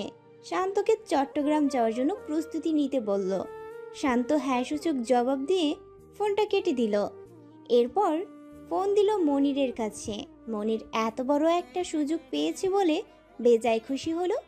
মনির কিছুতেই এই সুযোগ হাতছাড়া করতে চাইছে না। মনির রাজি হয়ে গেল চট্টগ্রাম যাওয়ার জন্য। বিকালেই চট্টগ্রাম যাবে। মনির তুহিন তালুকদারের পাতা ফাঁদে পা রাখল। এরপর তুহিন কল করলো ঘটক সাহেবকে। হ্যালো, আপনি নিশ্চয়ই সলিমুল্লাহর ঘটক। আপনার সাথে আমার ছেলের বিয়ের ব্যাপারে কথা বলতে চাই। আমার ছেলেকে বিয়ে করাতে চাই। পাত্রী লাগবে সুন্দরী, শিক্ষিতা, বড়লোকের একমাত্র মেয়ে হতে হবে। এমন পাত্রী আপনার সন্ধানে আছে? হ্যাঁ আইসে, বড়লোক বাপের একমাত্র মায়া হইতে আইব। ওই মিয়া, আপনি যে বড়লোক বাপের মায়া চেতে আইছেন, শুনি আপনি কোথাকার জমিদার? মনে মনে বললাম, শালা বুইরা খবিস, জমিদার মারাও। তোর সাহায্যের প্রয়োজন বিধায় তোর দ্বারস্থ হতে হলো এই তুহিন তালুকদারকে। না হলে তোর মতো 2 টাকার ফকিন্নি ঘটকের শরণাপন্ন কোনো হতো না এই তুহিন তালুকদার। আমার স্ট্যাটাস নিয়ে প্রশ্ন তুলিস, খবিসের ঘরের খারুস। ওই মিয়া, জবান আটকে গেছে খেলা। আমার বি ব্যাপার টাইম নাইকা আপনার লগে কথা কওয়ার। সুতরাং সংক্ষেপে কইয়া ফেলান আপনার পরিচয় খান। আরে মিয়া ঘটক, আমি তোমার আমার পরিচয় কইবার লাগছি? সরি, বলতেই চেয়েছিলাম। আব্বে হালা, আপনি কি আমাকে নকল করা লাগছেন? একদমই না, বাদ দিন। শুনুন মিস্টার সলিমুল্লাহ ঘটক, আমি হলাম গিয়া এই শহরের বিরাট বড় একজন ব্যবসায়ী। আমার নাম হলো গিয়া তরমুজ তালুকদার, এই থুক্কো তকদির তালুকদার। আসলে হয়েছে কি, লোকে আমাকে তরমুজ তালুকদার বলে ডাকে, তো তাই মুখ ফসকে তরমুজ তালুকদার বের হয়ে গেল। কিছু মনে করবেন না ঘটক সাহেব, আসলে আমি প্রথমে তরমুজের ব্যবসা করতাম, তো তাই আমাকে লোকে তরমুজ তালুকদার ডাকতো। ওই মিয়া, তরমুজ তালুকদার তরমুজের ব্যবসা কইয়া বিরাট ব্যবসায়ী তো হয়ে গেছেন গা। আমার কি আপনি বেবক ভাবছেন? আপনি মাগার করেন তরমুজের ব্যবসা, বাবলন হীরার ব্যবসায়ী গলাহান। আচ্ছা দিমুনে খুইজা আপনার মতো কোনো এক তরমুজ ব্যবসায়ীর মাইয়া। দূর মিয়া সোলার মোল্লা, আমার কথাটা শেষ করতে দিবেন? আমি এখন আর তরমুজের ব্যবসা করি না। আমি হলাম তালুকদার গ্রুপ অফ কোম্পানির একমাত্র ওনার, তকদির তালুকদার। আমার ছেলে 1 সপ্তাহ আগে বিদেশ থেকে দেশে আসছে। এই 1 সপ্তাহে অনেক মেয়ে দেখেছি, কিন্তু আমার ছেলের কোনো মেয়েই পছন্দ হয় না। ও বলছে, আব্বাজান আর একটা মাত্র মেয়ে দেখব, যদি পছন্দ না হয় আমি 2 দিনের মধ্যে বিদেশে ফেরত যাব। ঘটক ভাই, বড় বিপদে পড়ে আপনাকে ফোন দিলাম। আপনি আজই একটা মেয়ে দেখানোর ব্যবস্থা করেন। তাইলে কাহিনী ওই অবধি। আরে মিয়া, আপনার কোনো টেনশন নেবার লাগবো না কিয়া। আমি আপনার বিকালবেলাতেই এখানকার মাইয়া দেখার ব্যবস্থা করে দিতেছে। আপনি আমার দিকে একটুখানি নজর দিয়েন। ছি, নাউজুবিল্লাহ, আস্তাগফিরুল্লাহ, এসব আপনি কি বলছেন ঘটক সাহেব? আমি আপনার দিকে নজর দিব মানে? আপনি কি ওইসব দলের পাবলিক, মানে ছাইয়া? আব্বে হালাই কই কি নওজুবিল্লাহ আস্তাগফিরুল্লাহ। ওই মিয়া, আমি বি চাইয়া হইতে জামা গেলা, আল্লাহ দিলে আমার বিবি থিনখানা। নজর দেওয়া মানে হইল টাকা পয়সা দেওয়ার সময় কিপটামি করবেন না। সলিমুল্লাহ আর তুহিন তালুকদারের কথা শুনে ম্যানেজার নাইম সোফা ছেড়ে ফ্লোরে পড়ে হাসতে হাসতে গড়াগড়ি খাচ্ছে। অন্যদিকে তুহিন তালুকদারের মেজাজ আস্তে আস্তে পা থেকে মাথা পর্যন্ত উঠতে লাগলো। তুহিন তালুকদার মনে মনে সলিমুল্লাহ ঘটককে মনের মতো করে গালি পড়াতে লাগলো। শালা বেকুব, বুইরা ভাম, ঘটকালি তার বইয়ের সংখ্যা 3। এই শালারে মাদার গাছের সাথে বেঁধে উল্টো করে নিতম্বের উপর বাটাম দেওয়া উচিত। শালার দম আছে, বুইরা বয়সেও 3 হান মেশিন চালায়, আর আমি 30 বছর পার হয়ে যাওয়ার পরও সিঙ্গেল আছি। আরে মিয়া, আপনি হুঠাৎ চুপ যাইবার লাগছেন খেলা। মায়া দেখবার ব্যবস্থা করুন। অবশ্যই, আমরা বিকেলে মেয়ে দেখতে যাব, আপনি তার ব্যবস্থা করেন। আর শোনেন, আপনি আমাকে ফের যদি আব্বে হালা বলছেন, তাহলে আপনার ঘটকালি চিরজীবনের জন্য গুটিয়ে দিব। শালা ঢাকাই কুট্টি। স্যার, সরি চাইবার লাগছে। আপনি আমার বিয়ে তো এত বড় সর্বনাশ করবেন না। ঠিক আছে, তাইলে আমি আপনারা জানা মনে কখন আপনার মাইয়া দেখবার আইবে, আমি বিয়ে আগে মায়ের মায়ের লগে কথা কই আসি। ওকে। তুহিন তালুকদারের ফোনটা কেটে রাগী চোখে ম্যানেজার নাইমের দিকে তাকালো। তখনও নাইম ফ্লোরে গোড়াগড়ি খাচ্ছে। তুহিন তালুকদার রেগে গেছে বুঝতে পেরে লাফ দিয়ে উঠে আবার সোফায় বসে পড়ল। নাইম নিজের হাসিটাকে কন্ট্রোল করার জন্য মুখটাকে ফুলিয়ে রাখছে। তুহিন একটা ধমক দিয়ে বলল, ওই ড্যামেজার, ফ্লোরে পড়ে উচ্চিরির মতো ছটফট করছিলে কেন? ম্যানেজার নাইম এবার আর হাসি আটকে রাখতে পারল না, ফিক করে হেসে দিয়ে বলল, স্যার আপনার নামটা কিন্তু জোশ, তরমুজ তালুকদার। আপনি যেভাবে রসিকতা করতে পারেন জানা ছিল না। যেমন ঘটক সলিমুল্লাহ, তেমনি আপনি তরমুজ তালুকদার। থাপ্পড় চিনো মনু? থাপ্পড়েই 32 পাটি দন্ত একসাথে ফেলে দিব। আমি তোমার বিয়ে দেওয়ার জন্য এই সমস্ত নাটক করে যাচ্ছি, আর তুমি আমাকে নিয়ে হাসাহাসি করছো। সরি স্যার, এখানে এখন নুরানা ম্যামের থাকা উচিত ছিল। আমি নিশ্চিত ম্যাম এখানে থাকলে হাসতে হাসতে জ্ঞান হারাতো। ভাগ্যিস ছিল না। ঠিকই তো, পাগলে চিনে পাগল। নোরানা তো আগে থাকতেই পাগল, এখন তার সাথে জুটেছে আরেক পাগল। আল্লাহ গো, তুমি আমারে বাঁচাও। এখন আমার এই 2 পাগল নিয়ে সংসার করতে হইব। সংসার করতে হইবে মানে কি? আব্বে হালার পুত, এখন থেকে আমি তোর বাপ, নোরানা তোর মা, আর তুই হলি আমগো পুত। কথাগুলো বলা শেষ হওয়ার আগেই আমার মাথা ঘুরতে শুরু করলো। হায় আল্লাহ, আমি এসব কোন ভাষায় কথা বলা শুরু করছি?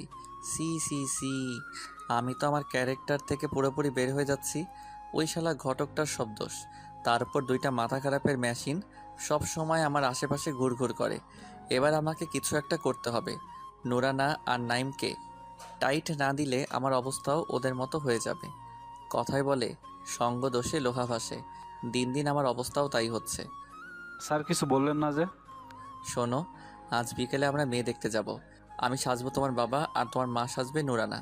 আমি নিশ্চিত ঘটক আমাদের রূপা খানকেই দেখাবে। এবার যাও, আমি তোমাকে ফোন করার সাথে সাথে আমার বাড়ি চলে আসবে। ম্যানেজার চলে গেল। তুহিন তালুকদার আর অফিসে যায়নি। শান্ত ফোন করে জানালো সে চট্টগ্রামের উদ্দেশ্যে রওনা হলো। শান্ত তুহিন তালুকদারের কাছ থেকে মনিরের ডিটেলস নিয়ে নিল। ঘণ্টাখানেক পর ঘটক তুহিন তালুকদারের ফোন করে রূপা খানের কথাই বলল। তুহিন তালুকদার মনে মনে অনেক খুশি হলো। আলহামদুলিল্লাহ, আমি আমার প্ল্যান মতো এগোচ্ছি। খান বাড়িতে এন্ট্রি নেওয়ার টিকিট হাতে পেয়ে গেলাম। মিসেস দিলরুবা খান, বি রেডি। আপনার সুখে থাকার দিন আস্তে আস্তে ফুরিয়ে আসছে। কান্না আপনার জীবনে ওয়েলকাম জানাবে আজ বিকেলবেলা। শুধু অল্প সময়ের অপেক্ষা। বিকেল 5টার সময় তুহিন তালুকদার ম্যানেজার নাইমকে ফোন করে বাসায় আসতে বলল। অন্যদিকে নুরানাকে মায়ের পার্ট দেওয়ার জন্য পার্লার থেকে বিউটিশিয়ান নিয়ে এসে সাজানো শুরু করে দিল। নুরানা এসবে বেশ এনজয় করছে। আহা কি আনন্দ! বুড়ি না হয়েও বুড়ি হয়ে গেলাম। আমার থেকে বয়সে বড় একটা দামড়া ছেলের মা হয়ে গেলাম। নুরানা, বাজে কথা বলা বন্ধ করো। মুখ বন্ধ করে চুপচাপ সাজতে থাকো। মায়ের সাজটা পারফেক্ট হওয়া চাই। আমাকে তো পার্লারের লোক ডেকে সাজাচ্ছেন, কিন্তু আপনি বাবার মতো সাজবেন কি করে? সেটা নিয়ে তোমাকে ভাবতে হবে না। আমাকে সাজাতে লোক আসবে এক্ষুনি। এর মধ্যে ম্যানেজার এসে হাজির হলো আর একজন লোক নিয়ে। ম্যানেজারের হাতে একটা ব্যাগ। ব্যাগের মধ্যে কিছু পরচুলা, নোলক, দাড়ি, গোঁফ, সাদা পাঞ্জাবি, পায়জামা আর টুপি। স্যার লোক নিয়ে এসেছি, এবার সাজা শুরু করেন। নুরানার মেকআপ নেওয়া শেষ। ম্যানেজার নাইম নুরানাকে দেখে বলল, আরে বাহ নুরানা ম্যাম, আপনাকে তো একদম 50 বছরের মহিলাদের মতো লাগছে। ম্যাম আপনার মেকআপ একদম পারফেক্ট হয়েছে। নাইম, তুমি নোরানাকে ম্যাম বলে ডাকছো কেন? আম্মাজান বলে ডাকো। এখনই প্র্যাকটিস করো, না হলে আর খান বাড়িতে গিয়ে মুখ ফসকে ম্যাম বলে ডেকে ফেলবে। তখন কিন্তু কেস খেতে হবে। ওকে স্যার, আমি ম্যামকে নুরানা আম্মাজান বলে ডাকবো। একদম না, নোরানা আম্মাজান না, শুধু আম্মাজান। আমরা যে বাড়িতে যাচ্ছি সেটা কিন্তু নোরানার বাড়ির, আর ওই বাড়ির প্রত্যেকটা কোল নোরানাকে ভালো করে চেনে, কারণ নোরানা ওই বাড়িতেই বড় হয়েছে। সুতরাং নাম ধরে ডাকা যাবে না। নোরানাকে আম্মাজান আর আমাকে আব্বাজান বলে ডাকার প্র্যাকটিস করো। ঠিক আছে স্যার। ও সরি, আব্বাজান আর আম্মাজান। তুহিন তালুকদারও 60 বছরের পুরুষের মতো গেটআপ নিয়ে নুরানা আর ম্যানেজারের সামনে আসলো। নুরানা তুহিন তালুকদারকে দেখে হা হয়ে গেল। নোরানা, মুখটা প্লিজ বন্ধ। আমাকে হা হয়ে দেখতে হবে না। নাইম, বলো আমাকে পারফেক্ট লাগছে কি না? স্যার একদম পারফেক্ট। এখন আপনাকে আমার আব্বাজান আব্বাজান লাগছে, আর নুরানা ম্যামকে আম্মাজান। স্যার আমি তো এতিম, জানি না বাবা মায়ের ভালোবাসা কেমন হয়, কিন্তু আজ আপনাদের দুজনকে আম্মাজান আব্বাজান ডাকতে খুব ভালো লাগছে। নাইম ভাই কষ্ট পেও না, আমরা তিনজনেই যে এক। তুহিন স্যার আপনার আর আমার এই পৃথিবীতে আপন বলতে কেউ নেই। যদি আমার আর স্যারের আছে, তবে তাদের আপন বলা যায় না। তারা হলো আপন নামক শত্রু। তোমাদের ইমোশনাল ড্রামা হয়ে থাকলে এখন আমরা বের হতে পারি। নাইম শোনো, তোমার নাম জিজ্ঞেস করলে বলবে নাইম তালুকদার। নামের সাথে খানদানি টাইটেল না লাগালে খানদানি ফিলিংসটা সম্পূর্ণ আসে না। ঠিক আছে স্যার, এই থুক্কু আব্বাজান। এবার ঠিক আছে আব্বাজান, আমিও তোমাকে আব্বাজান বলে ডাকবো। তুহিন তালুকদারের ফোনটা বেজে উঠল। পাঞ্জাবির পকেট থেকে ফোন বের করে দেখলো সলিমুল্লাহ ঘটক কল করেছে। ঘটক সলিমুল্লাহ কল করছে। আমি ফোনটা পিক করি, তোমরা কোনো কথা বলো না। ঠিক আছে, আপনি ফোন পিক করেন। হ্যালো ঘটক সলিমুল্লাহ, কি খবর? আবেশা এইটুকু স্যার, আপনার এখনো আসেন না কেলা? আমি বি খানবাড়ির সামনে দাঁড়াইয়াবি আছি, আর কতক্ষণ দাঁড়ায় থাকতাম? আরে সোলার মোল্লা, সাথে করে আমার বিবিজানকে নিয়ে আসতেছি। আমার বিবিজান হেব্বি সুন্দরী আছে, তবু তার মেকআপ করা লাগে।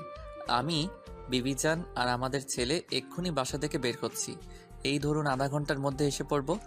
ফোনটা কেটে দিল তুহিন তালুকদার। নুরানা আর নাইমের দিকে তাকিয়ে একটা মুচকি হাসি দিয়ে বলল, চলো বিবিজান, আব্বাজান, আমাদের জন্য ঘটক সলিমুল্লাহ অপেক্ষা করছে। স্যার, আপনি তো আমাকে বিবিজান বলে ডাকবেন, আমি আপনাকে কি বলে ডাকবো? তুমি আমাকে নাইমের বাপ বলে ডেকো, কেমন? আচ্ছা ঠিক আছে, এবার চলেন নাইমের বাপ। নুরানা শোনো, তোমাকে আর একটা কথা বলি। আগ বাড়িয়ে তুমি কোনো কথা বলতে যাবে না, যা বলা শুধু আমি বলবো। নুরানা আর কোনো কথা বাড়ালো না। ওরা তিনজন গাড়িতে গিয়ে বসলো। নুরানা আর তুহিন তালুকদার গিয়ে পিছনের সিটে বসলো। নাইম বসলো ড্রাইভারের পাশে। কিছু সময় পর তুহিন তালুকদারের গাড়ি এসে থামলো খানবাড়ির সামনে। তুহিন তালুকদার ড্রাইভারকে চলে যেতে বলল। ওরা তিনজন খানবাড়ির গেটের সামনে দাঁড়াতেই ঘটক সলিমুল্লাহ এসে হাজির হলো। আর মিয়া তরমুজ তালুকদার তুকু তকদির তালুকদার, আইতে আইতে সন্ধ্যা বানাইলেন কেলা? আমগো কি সময়ের দাম নাই খেয়া? ঘটক সোলার মোল্লার কথা শুনে মেজাজটাই প্রচণ্ড গরম হয়ে গেল। সন্ধ্যা বানিয়ে কেন আসছি সেই কৈফিয়ত আমি তোকে দিব না। আমি নুরানাকে বললাম, বিবিজান, পানের বাটা থেকে আমাকে 1 কিলি পান দাও তো, অনেকক্ষণ ধরে পান খাই না। বিবিজান, তুমি তো জানোই পান না খেলে আমার চাপার জোর বাড়ে না। আর শোনো বিবিজান, তুমিও 1 কিলি পান খেয়ে নাও। তোমার ঠোঁট দুটো লাল না থাকলে আমার ভাল লাগে না। খারান নাইমের বাপ, আপনি এক্ষুনি পান দিচ্ছি। আব্বাজান, তুইও এক খেলি পান খাবি নাকি? কি যে কন আম্মাজান, আমি কি এখন পান খাইতে পারি? সেটা কি ভালো দেখাইবে? আমি না আব্বাজান আর আপনার জন্য লাল টুকটুকে বউ নিয়ে আইছি। এখন যদি আমি তোমাদের হবু বৌমার সামনে পান খাইয়া দাঁত লাল কইরা যাই, ব্যাপারটা কেমন জানি হইবে। আরে আব্বাজান, তোমার পান খাওয়ার দরকার। এই ব্যাককল বেরিয়ে ছেলেটাকে পান খাওয়াতে চাও কেন? তুমি খাও আর আমারটা দাও। নুরানা আমাকে পান দিল। আমি পানটা মুখে পুড়ে ঘটক সলিমুল্লার খুব কাছে গিয়ে ওর পাঞ্জাবিতে আঙুলের চুন মুছতে মুছতে বললাম, বেশি ফটর ফটর করবেন না বলে দিলাম। ঘটক সোলার মোল্লা, আমি হলাম তালুকদার। ছেলের জন্য মেয়ে দেখতে আসবি কি খালি হাতে? আমার পদবী তালুকদার, কাজেও ঠিক তালুকদার। সোলার মোল্লা, ঘটক চোখ দুটো দিয়ে ভালো করে দেখেন। রসগোল্লা এনেছি 10 কেজি, পান এনেছি 5 বিড়া, বড় জাফরানি জর্দা 5টা, আমার 1 ঝুড়ি, বড় বড় কাঁঠাল 10টা, আপেল 1 ঝুড়ি, কমলার মালটা 1 ঝুড়ি। এগুলো বাজার থেকে কিনে আনতে সময় লাগে না? আরে ঘটক সোলার মোল্লা, আপনি এগুলো বুঝবেন কেমনে? আপনি তো একটা ফকিরনি। ঘটক, এগুলো বাড়ির ভিতর নেওয়ার ব্যবস্থা করো। আমি ব্যবস্থা করম কেমনে কি? আপনার মনে হয় বাজারে সব নিয়ে আইছেন, এত কিছু আপনার কেড়ে আনতে কইল? দূর মিয়া, আপনি আজই কেবল মায়া দেখতে আইছেন, চাউলকে সাদিবি করাইতে আইছেন না ক্যা? আপনি কুটুম বানাতে তত্ত্ব উপাত্ত লইয়া বি আইছেন গা, কিন্তু কেলা? তকদির তালুকদারের বিল অনেক বড়, সেটা দেখতে হবে না? আর আমি তো কুটুম বানানোর জন্যই আছি। এই দেখেন হিরে আংটি নিয়ে আসছি, মেয়ে পছন্দ হলে সাথে সাথে আংটি পরিয়ে দিব। আমি বিয়েতে দেরি করতে চাই না। আচ্ছা, আমি বিয়েগুলা ভিতরে নেবার ব্যবস্থা, আপনার ভিতরে যান গা। আপনাগুলাই দিলরুবা খান বি ইন্তজার করবার লাগছে। নুরানা বাড়ির গেটের ভিতরে পা রাখতেই ওর চোখ দুটো জল করে উঠল। সেটা তুহিন তালুকদারের চোখ এড়োলো না। তুহিন তালুকদার নুরানার হাত ধরে খুব কাছে এসে আস্তে আস্তে বলল, নোরানা, কন্ট্রোল ইয়োরসেলফ। মেকআপ কিন্তু চোখের জলে ধুয়ে যাবে। আমার উপর ভরসা রাখো। এই বাড়িটা তোমার আর তোমার বাড়ি আমি তোমাকে ফিরিয়ে দিব, প্রমিস করলাম। স্যার, এই বাড়িটা আমার, অথচ এই বাড়িতে আমি ছিলাম কাজের লোকের মতো। এমন কোনো দিন ছিল না যে আমি মার খাইনি। আমার চাচি আমাকে কোনো দিন ভালো খাবার খেতে দিত না, কখনো কখনো একবেলা খেয়ে সমস্ত দিন পার হয়ে গেছে। আজ এই বাড়িতে পা রাখতেই আমার কান্না পেয়ে গেল। নিজের বাড়িতেই নিজে ছিলাম কাজের লোকের মতো। তুহিন তালুকদার এক হাত দিয়ে নুরানার ঘাড়ে হাত রেখে খুব কাছে টেনে বলল, আমি তোমার কষ্টটা ফিল করতে পারছি। তুমি যদি নিজেকে শক্ত রাখতে না পারো তাহলে আমাদের উদ্দেশ্য সফল হবে না। নিজেকে শক্ত করো, আমরা এখন ঘরের ভিতরে যাব। ঠিক আছে, আমি আর কাঁদবো না, আপনি কলিং বেল দিন। তুহিন তালুকদার কলিং বেল বাজালো। দরজা খুলে দিল দিলরুবা খান। এত বছর পর দিলরুবা খানকে দেখে তুহিন তালুকদারের চোখ মুখ শক্ত হয়ে আসলো। চোখে রাগ একটু একটু করে স্পষ্ট হতে লাগলো। আসসালামু আলাইকুম, আপনি নিশ্চয়ই তৌকতির তালুকদার? আসুন, ভেতরে আসুন। তুহিন তালুকদারের রাগ বেড়ে যাচ্ছে। নুরানা তুহিন তালুকদারের মুখের দিকে এক পলক তাকিয়ে তুহিন তালুকদারের হাতটা ধরে হালকা টিপ দিয়ে বলল, ওয়ালাইকুম সালাম। আরে নাইমের বাপ, তুমি কি দরজার সামনে দাঁড়িয়ে থাকবে নাকি ভেতরে যাবে? মিসেস খান আমাদের ভেতরে যাওয়ার জন্য অনুমতি দিল। নুরানার কথায় তুহিন তালুকদারের হুঁশে আসলো। তুহিন তালুকদার মাথাটা একটা ঝাড়া দিয়ে নিজেকে কন্ট্রোল করে মুস্কি একটা হাসি দিয়ে বলল, বিবিজান, আব্বাজান, চলেন আমরা ভিতরে যাই।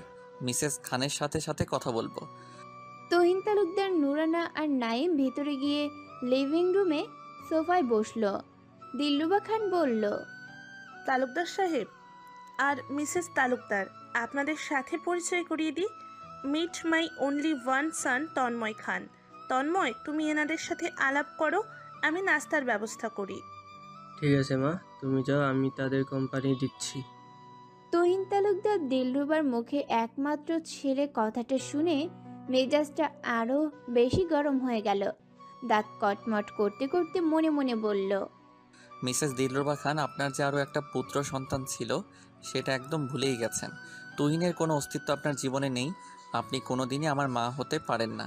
আপনি হলেন মা জাতির কলঙ্ক। আঙ্কেল আন্টি ভালো আছেন আপনারা? আপনাদের আসতে কোনো অসুবিধা হয়নি? আলহামদুলিল্লাহ, আমরা ভালো আছি। আমাদের আসতে কোনো অসুবিধা হয়নি। আরে অসুবিধা হবে কেন? আমরা তো আমাদের গাড়ি করে এসেছি, সমস্ত রাস্তায় এসির বাতাস খেতে খেতে এসেছি। ছোট তালুকদার, সরি ছোট খান, আমাদের আঙ্কেল আন্টি দেখো না। আমাদের দেখে কি আঙ্কেল আন্টি মনে হয়? তুমি বরং তালুকদার সাহেব আর মিসেস তালুকদার বলে ডেকো, কেমন? তুহিনের কথা নুরানা তুহিনের হাত ধরে আবার টিপ দিল। তুহিনের কানের কাছে মুখ নিয়ে দাঁত চিবিয়ে চিবিয়ে বলল, নাইমের বাপ, তোমার মাথা খারাপ হয়ে গেছে গা। তন্ময়কে দেখে ইমোশনাল হয়ে যেও না। তুমি তাকে আর ছোট তালুকদার বলো না। কেস খাবো কিন্তু। এখন তো আমার মনে হয় তোমার মুখ থেকে বেফাস কথা বের হবে। তুমি একটু চুপ থাকো, আমি ম্যানেজ করে নিব।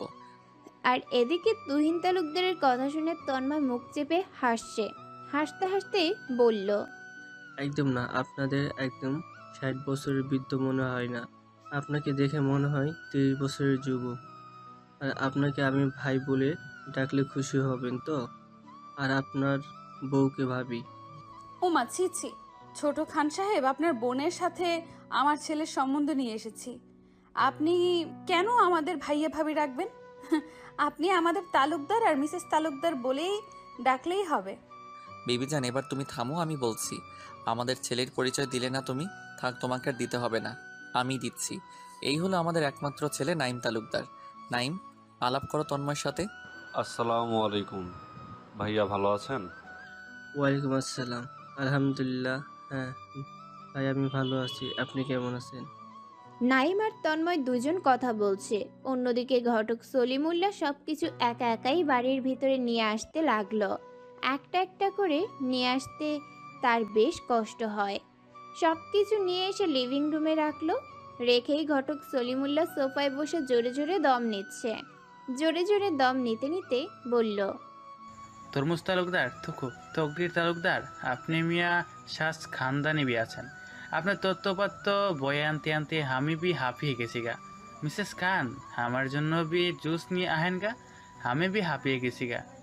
ঘটকের কথা শুনে তুহিন তালুকদার, নুরানা, নাইম, তন্ময় একসাথে হেসেও দিল।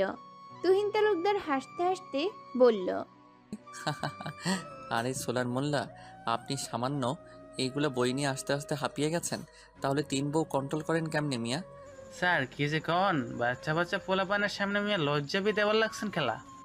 এরই মধ্যে দিলরুবা খান মিষ্টি জুস ফল কেটে নিয়ে এসে টি টেবিলে রাখলো আর বলল, ঘটক সাহেব, আপনার হাঁপানোর কারণটা কি জানতে পারি? মিসেস খান, আমি বলছি কি হয়েছে। ততক্ষণে ঘটক মিয়া একটু দম নিক আর জুস খাক। আসলে আমরা খানদানি বংশের লোক আছি। কোথাও বেড়াতে গেলে আমাদের খানদানি বজায় রাখার জন্য অনেক কিছু নিয়ে যাই। আপনার বাড়িতেই প্রথম আসলাম, তাই বেশি কিছু নিয়ে আসিনি, সামান্য কিছু নিয়ে এসেছি। 10 কেজি রসগোল্লা, পান জর্দা, আম, আপেল, মালটা, কমলা নিয়ে আসছি আর কি। সেটা নিয়ে আস্তে আস্তে ঘটক মিয়ার হাওয়া ফুস হয়ে গেছে। দিলরুবা খান সব কিছুতে একবার চোখ বুলিয়ে হাই হয়ে গেছে আর মনে মনে বলছে, এত কিছু নিয়ে এসেছে তবুও বলছে সামান্য কিছু। এত দেখছি বিরাট ব্যাপার স্যাপার। আমার মেয়ের সম্বন্ধ এখানেই করতে হবে। এমন খানদানি আমি হাতছাড়া করতে চাই না। কি হলো মিসেস খান, কথা বলছেন না যে? আপনি খুশি হননি ওগুলো দেখে? কিছু কম হলো বুঝি? আরে মিস্টার তালুকদার, কি যে বলেন! কম হবে কেন, বরং আমি আরো অবাক হচ্ছি। মেয়ে দেখতে এসে কেউ বুঝি এত কিছু নিয়ে আসে? আমি এই ব্যাপার প্রথমবার দেখলাম। তুহিন তালুকদার মনে মনে বলল, আমি জানি তো আপনি লোভী মহিলা, তাই আপনার মনের ভিতর ঢোকার জন্য প্রথমবারই ছক্কা মেরেছি। একবার মেয়েকে সামনে নিয়ে আসুন, তারপর ঝটকা আরও একবার খাবেন। এই, তুমি কোনো কথা বলছো না কেন? রাত কিন্তু বাড়ছে, তুমি এখন মেয়েকে নিয়ে আসতে বলো। মিসেস খান, এবার আপনার মেয়েকে নিয়ে আসেন। রাত বাড়ছে, আমাদের আবার ফিরতে হবে। আপনার মেয়ে পছন্দ হলে আজই আমরা বিয়ের কথা পাকা করে যাব। ঠিক আছে, আমি এক্ষুনি আমার মেয়েকে নিয়ে আসছি। তন্ময়, তুমি মেহমানদের নিয়ে নাস্তা করো। ঠিক আছে মা। দিলরুবা চলে গেল রূপা খানকে নিয়ে আসতে। তন্ময় সবাইকে সার্ভ করে দিচ্ছে। একটু পর দিলরুবা রূপা খানকে নিয়ে আসলো। রূপা খান বাংলার নারীদের মতো শাড়ি পরে মাথায় ঘোমটা দিয়ে আসলো। দিলরুবা রূপাকে একটা সিঙ্গেল সোফায় বসিয়ে দিল। রূপা মাথা নিচু করে আছে। ম্যানেজার নাইম মনে মনে বলল, বর্তমান সময়ের মেয়েরা পাত্রপক্ষের সামনে কি শাড়ি পরে আসে? এত বড় লোকের মেয়ে কিন্তু দেখে মনে হচ্ছে আনস্মার্ট, তবে দেখে মাশাল্লাহ বেশ সুন্দরী। আমার বউ হিসেবে পারফেক্ট, এমনিই চলবে। মামুনি, তোমার নাম কি আর তুমি কোন ইয়ারে পড়ো? আসসালামু আলাইকুম। জি, আমার নাম রাবিয়া খান রূপা। আমি এই বছর অনার্স 2য় বর্ষে পড়ি। মাশাল্লাহ মাশাল্লাহ, মেয়ে তো বেশ সুশীল। মেয়ে আমার খুব পছন্দ হয়েছে। বিবিজান, তোমার মেয়ে পছন্দ হয়েছে তো? জি নাইমের বাপ, আমারও মেয়ে খুবই পছন্দ হয়েছে। এই মেয়েকে আমাদের ছেলের সাথে বেশ মানাবে। এবার তোমার ছেলের কাছে জিজ্ঞেস করো মেয়ে কি পছন্দ হয়েছে। এ যাবৎ মেয়ে 50টা দেখেছে, একটাও পছন্দ হয়নি। ছেলের যদি মেয়ে পছন্দ না হয় তাহলে আমি আর কথা এগোবো না, এখানে সমাপ্ত করব। আব্বাজান, আপনার আব্বাজান জিজ্ঞেস করছে মেয়েকে আপনার পছন্দ হয়েছে হলে বলেন, আমরা মিসেস খানের সাথে কথা বলি। না, যদি পছন্দ না হয় তাহলে আমরা এখনই চলে যাব। আব্বাজান, আম্মাজান, আমার মেয়ে খুবই পছন্দ হয়েছে। বিয়ে যদি করি এই মেয়েকেই করব, না হলে বিয়েই করব না। এই বিয়ে না হলে আমি 1 সপ্তাহের মধ্যে বিদেশে চলে যাব। নাইমের অনুমতি পেয়ে তুহিন তালুকদার বলল, বিবিজান, তোমার ব্যাগ থেকে আগে হীরের আংটিটা বের করে তুমি পরিয়ে দাও। ছেলের যখন মেয়ে খুবই পছন্দ হয়েছে তখন আমাদের ছেলেই না হয় মেয়েকে হীরের নেকলেস পরিয়ে দিবে। আব্বাজান, আম্মাজান, ওয়েট করেন। আগে রূপার মতামত জানার প্রয়োজন আছে। রূপা তো আমাকে একবারের জন্য দেখলেও না। এখন আমি বুঝবো কি করে তার আমাকে পছন্দ হয়েছে কিনা? হ্যাঁ, তাই তো, তুমি একদম ঠিক কথা বলেছ। মিসেস খান, আপনি ছেলে মেয়ে দুজনকে আলাদা কথা বলার ব্যবস্থা করে দিন। আমার মনে হয় দুজনের মতো থাকা প্রয়োজন বিয়েতে। আচ্ছা ঠিক আছে, আমি ব্যবস্থা করে দিচ্ছি। নাইম বাবা, তুমি আমার সাথে এসো। রূপা, তুইও চল আমার সাথে। রূপা সোফা ছেড়ে উঠে দাঁড়ালো। দিলরুবা খান নিজের মেয়েকে ধরে খুব কাছে এসে কানে কানে বলল, রূপা শোন, তুই কিন্তু এই বিয়েতে অমত করবি না।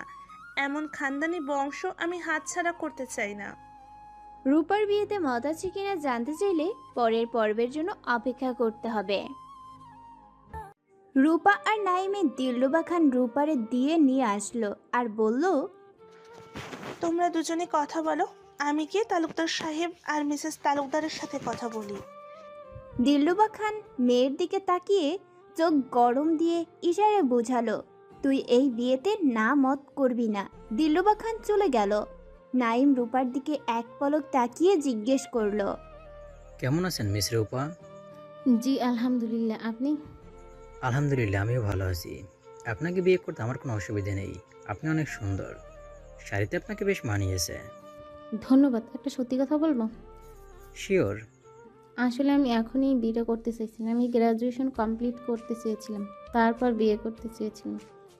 শুধু এই কারণেই বিয়ে করতে না, নাকি অন্য কোনো কারণ আছে? ঠিক বুঝলাম না। মানে আপনার বয়ফ্রেন্ড নেই তো?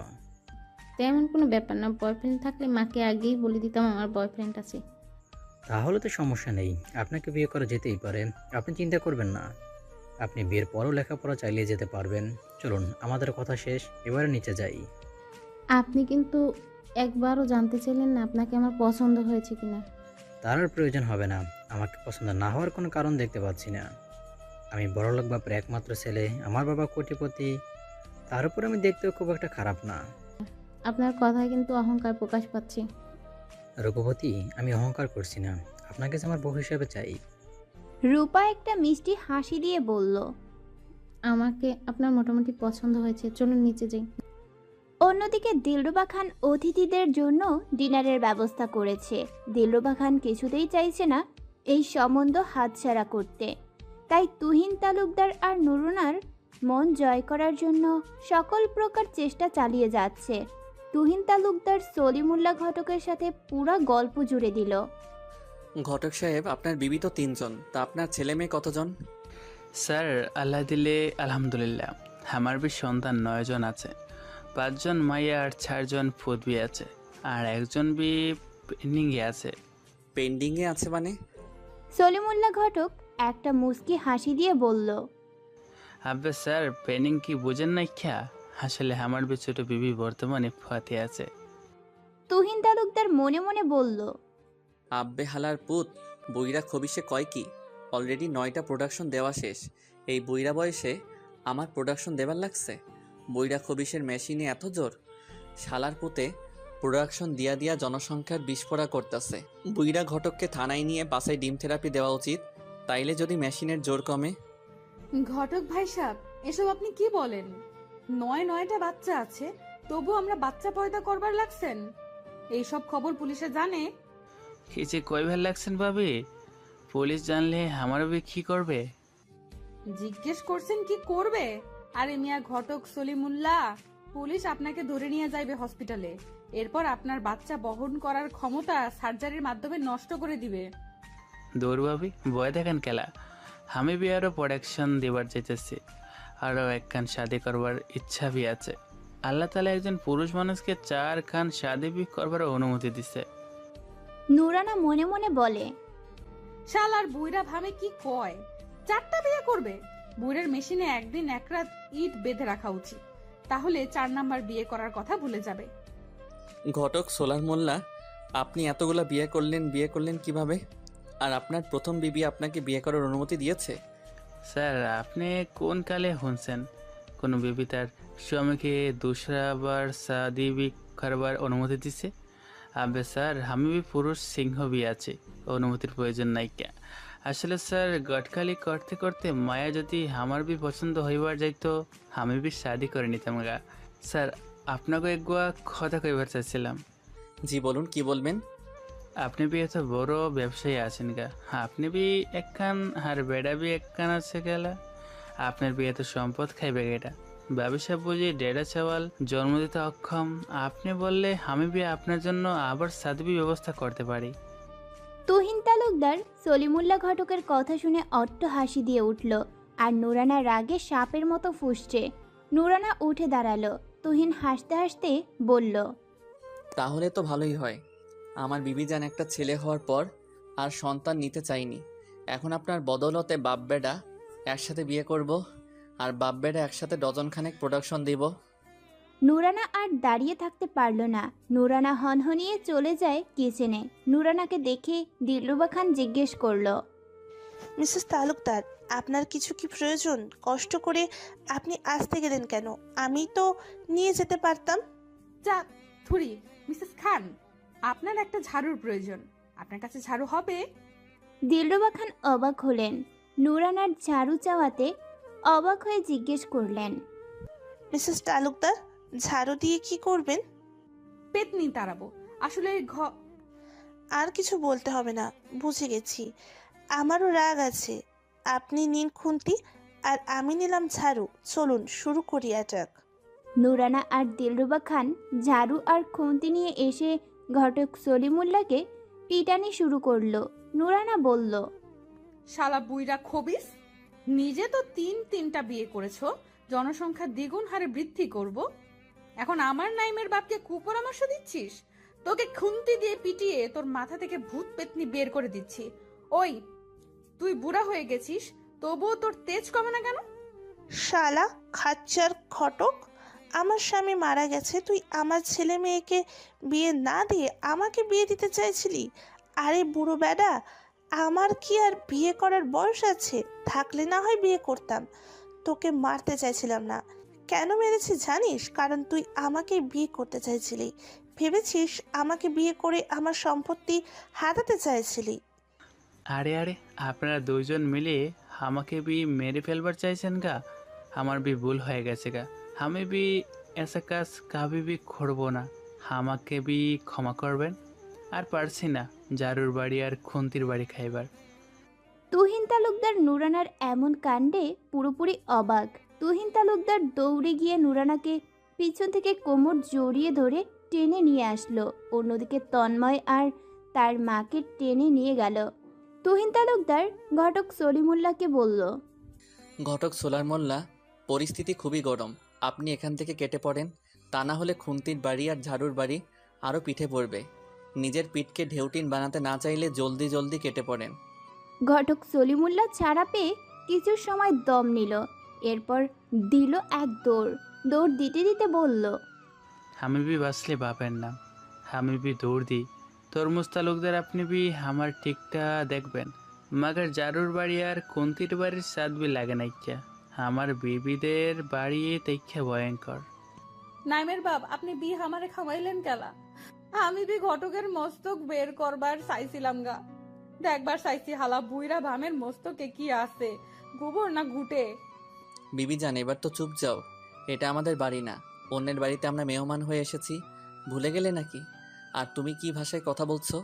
সলিমুল্লাহ ঘটকের হাওয়া বদল হয়ে তোমার গায়ে লাগলো নাকি? ও সরি সরি, ভুলে গেছিলাম নাইমের বাপ। আচ্ছা, আমরা যে কাজে এসেছি সেই কাজটাই করি। তার আগে আমাকে ছেড়ে দাও।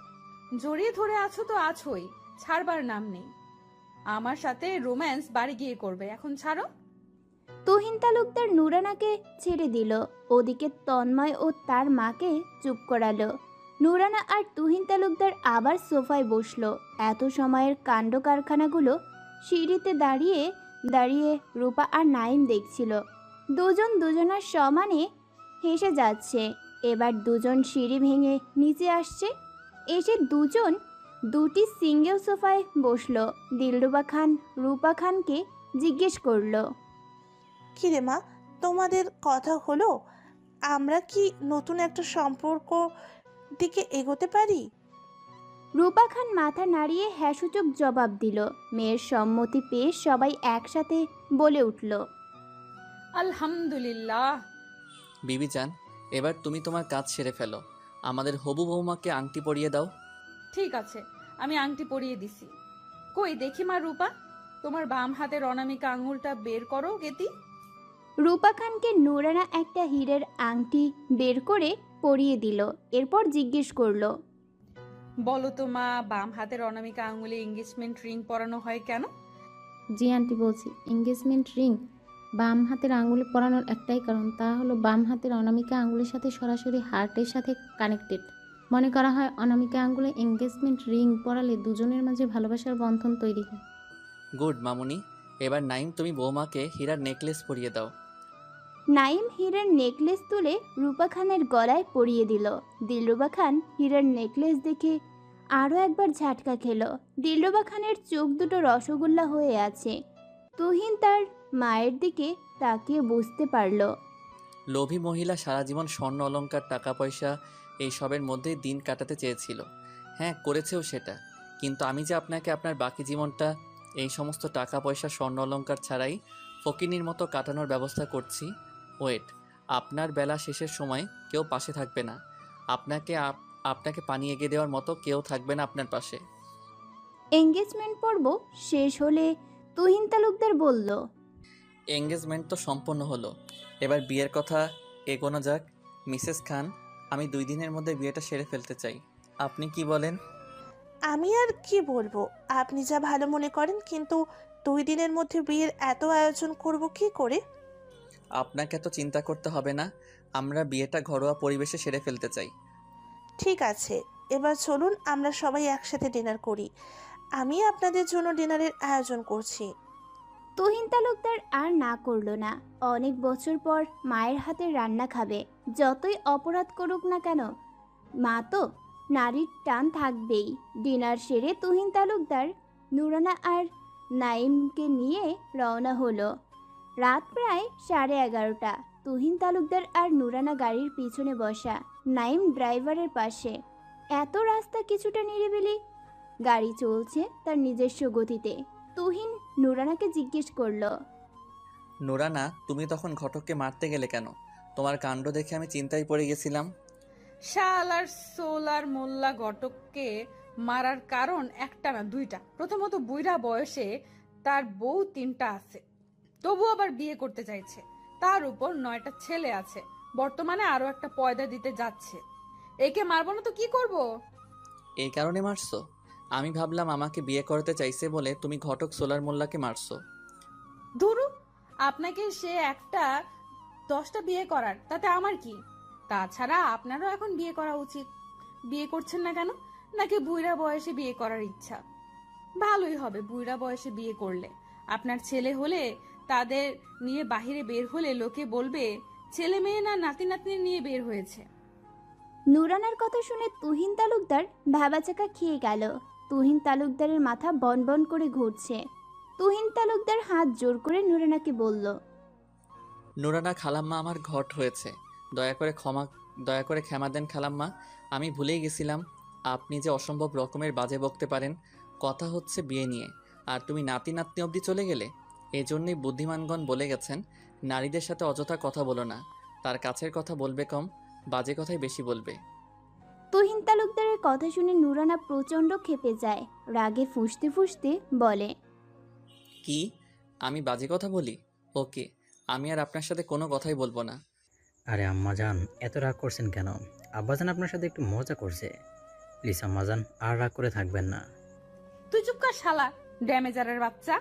ওই, তুই আমাকে আম্মাজান বলে ডাকবি না। আমি তোর কোন জন্মের আম্মাজান লাগি? হ্যাঁ, বুইরা ধামরা একটা পোলা আমাকে ডাকে আম্মাজান। চুপ যা নাইম বাপ, এই মুহূর্তে টেম্পার অনেক হট।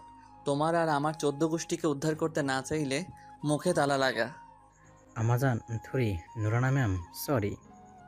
তোর শরীর গুষ্টি কিলাই, তোরা একটা কেউ আমার সাথে কথা বলবি না। তুহিন তালুকদার আর নাইম কিছু সময় চুপ করে বসে রইল। একটু পর নাইম বলল, ড্রাইভার, এখানে গাড়ি থামাও, বাকিটা পথ আমি হেঁটে চলে যাব। না, তোমাকে এখন কোথাও যেতে হবে না, তুমি আমার সাথে আমার বাড়ি যাবে।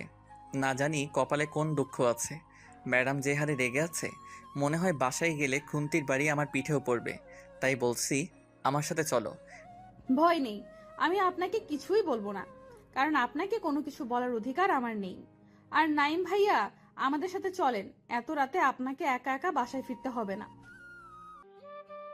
তুহিন তালুকদার নুরানা আর নাইমকে নিয়ে বাসায় আসলো। নুরানা গিয়ে দুম করে সোফায় বসে পড়ল। তুহিন তালুকদার নুরানার পাশে আর নাইম তুহিনের পাশে বসে পড়ল। তুহিন বলল, নাইম, তুমি এখন থেকে আমাদের সাথেই থাকবে। তোমার ভাড়া ফ্ল্যাটে যাওয়ার দরকার নেই। রূপাকে বিয়ে করে ভাড়া ফ্ল্যাটে ওঠা যাবে না, তাই এখন থেকে তুমি আমাদের সাথে থাকবে। ঠিক আছে স্যার, আপনার ইচ্ছে। নুরানা, যাও গিয়ে ফ্রেশ হয়ে আসো আর ঘুমিয়ে পড়ো, কাল তোমার কোচিং আছে। ঠিক আছে স্যার, যাচ্ছি। নুরানা চলে গেল নিজের রুমে। নাইম তুহিনের দিকে তাকিয়ে একটা মিষ্টি হাসি দিয়ে বলল, স্যার, একটা কথা বলবো? বলো।